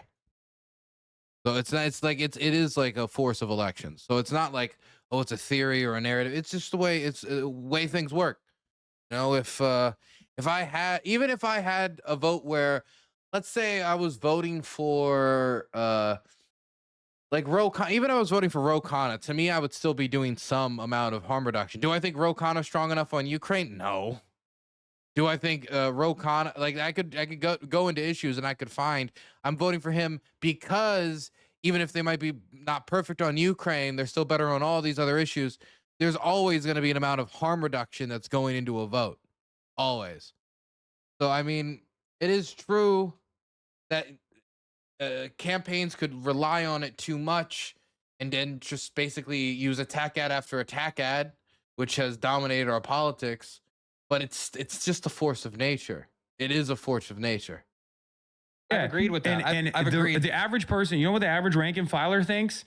They think at the end of the day, they stopped the rail strike. And I fucking consistently kept explaining to rank and file union members that are in my chat, labor organizers in my chat, that the Biden administration quietly actually made the railway companies concede on some of the demands that were being made by the unions, but they didn't care because they stopped a fundamental vehicle of change for the labor unions when they openly went out and said, you can't strike. You can't do a railroad. I agree with you that harm reduction isn't a sufficient way to sell our policies. I've said that a few times. I definitely think we need something more affirmative. Have you been following the Tallarico versus Crockett primary in Texas at all? Yeah. I mean, That one's a doozy.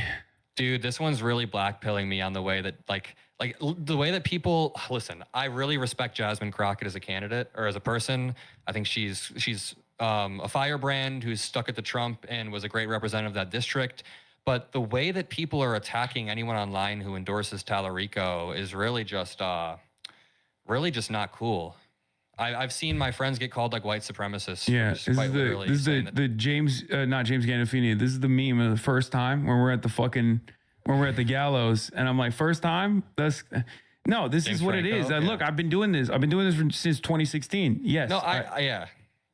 I don't like the identity politics like weaponization either, but I don't even think that just happens from liberals. I see it happening on both sides. You know what's interesting? The way that I saw Tallarico people being attacked by Crockett supporters, I've seen it happen from lefties to liberals, liberals to lefties. I just think that online Twitter conversations are absolute trash. But yeah, Tallarico's platform is really solid. I think he would be really good in the Senate, and I don't like the way that this primary is being conducted. No. I also think he has a better chance of winning because odds are we'll lose to Ken Paxton. He has the best chance of beating Ken Paxton. Therefore, he should be the candidate. It is a very, very, very, very close Senate election. It should be James. But if Jasmine Crockett can convince me through both the actual polling data. Look, I remember they released a poll that had Jasmine Crockett beating Ken Paxton. What was interesting is they didn't release the data about how the other opponent would probably be doing even better in that proposed poll, which showed them ahead, which I don't necessarily believe. But even if I did, even in those dream fantasy scenarios by the Crockett team, Tallarico's still polling better. So what am I supposed to do as somebody who wants to control the United States Senate so that we could have smooth passage of aid legislation, smooth passage of housing legislation, smooth passage of whatever legislation we need to get done? Tallarico. I mean, that seems to be the image for me. It seems to be a very clear image. Very, very clear vision here. No, I don't either. But unfortunately, that's been a primary method that Democrats, especially establishment Democrats, have deployed against the left with regular frequency. And most of my establishment audience is very pro Tallarico. I don't think like but there's a lot of people. There are a lot of people that there's like random creators or whatever. Yeah, there are a lot of random creators on the internet that will deploy those cynical lines of attack. And not only that, but when asked, okay, well, where were you for Ilhan Omar when she was being unjustifiably smeared all up and down the timeline? Where were you for Cori Bush? Where were you for Jamal Bowman? Where are you now for Summer Lee when she needs, help every now and then? They're noticeably absent from that conversation because there is an ideological slant there. There is an ideological slant there where they think these guys are actually different than the establishment Democrats. It's actually not on the basis of a defense against white supremacy at all. It's almost always about potentially where they're getting their bag from. That's what I think, at least. Or yeah, I mean, I want to say on that note, like I see that you've been talking a lot about chorus on your timeline too. I know a lot of chorus creators who are very okay. This is off the topic, and I think they only go for a little. God, can we just? I think that's going to be enough of that. I think we got it. My conclusion is I think we fucking got it. Honestly, man, it doesn't seem like a good defense of what was said about voting third party. I think that it would have been probably better. He would have been better suited just saying that he doesn't think Gavin Newsom can win instead of I'm not going to vote for him. He would have gotten across his point of the problems of Gavin Newsom not being bold enough to beat the Republicans than to say that, better than indicating that he wouldn't participate or that he might indicate to his supporters that they should participate in such a system. Like, oh, well, we'll just check out of the election this time because it's not worth it. It doesn't matter at that point. I do think that he made decent points about the boldness of the vision needing to be strong. I do think that, Gavin Newsom is not the strongest candidate, and he made a bunch of arguments as to why in a Democratic primary we should support somebody else, but none of that extends over to the general election. And it seemed like most of this conversation was around that key issue. So I'm not convinced on that, but I do like to see that 3 years out, there seems to be universal agreement from at least the left flank of the base, and even extending into much of the liberal side of the base, that they need a bold vision. They need a strong vision. Tax rebates and $10,000 payments for first-time home buyers. This type of policy wonkery will not be the message that wins the election. Also, did you guys see Trump pulled a actual IRL no homo? President Pena of Paraguay is here. President, thank you very much. Young, handsome guy. It's always nice to be young and handsome. Doesn't mean we have to like you. I don't like young, handsome men. Women, I like. Men, no, I don't have any interest. Good. That's right. That's right. Thank you very much. You're doing a great job, too. No homo. No homo.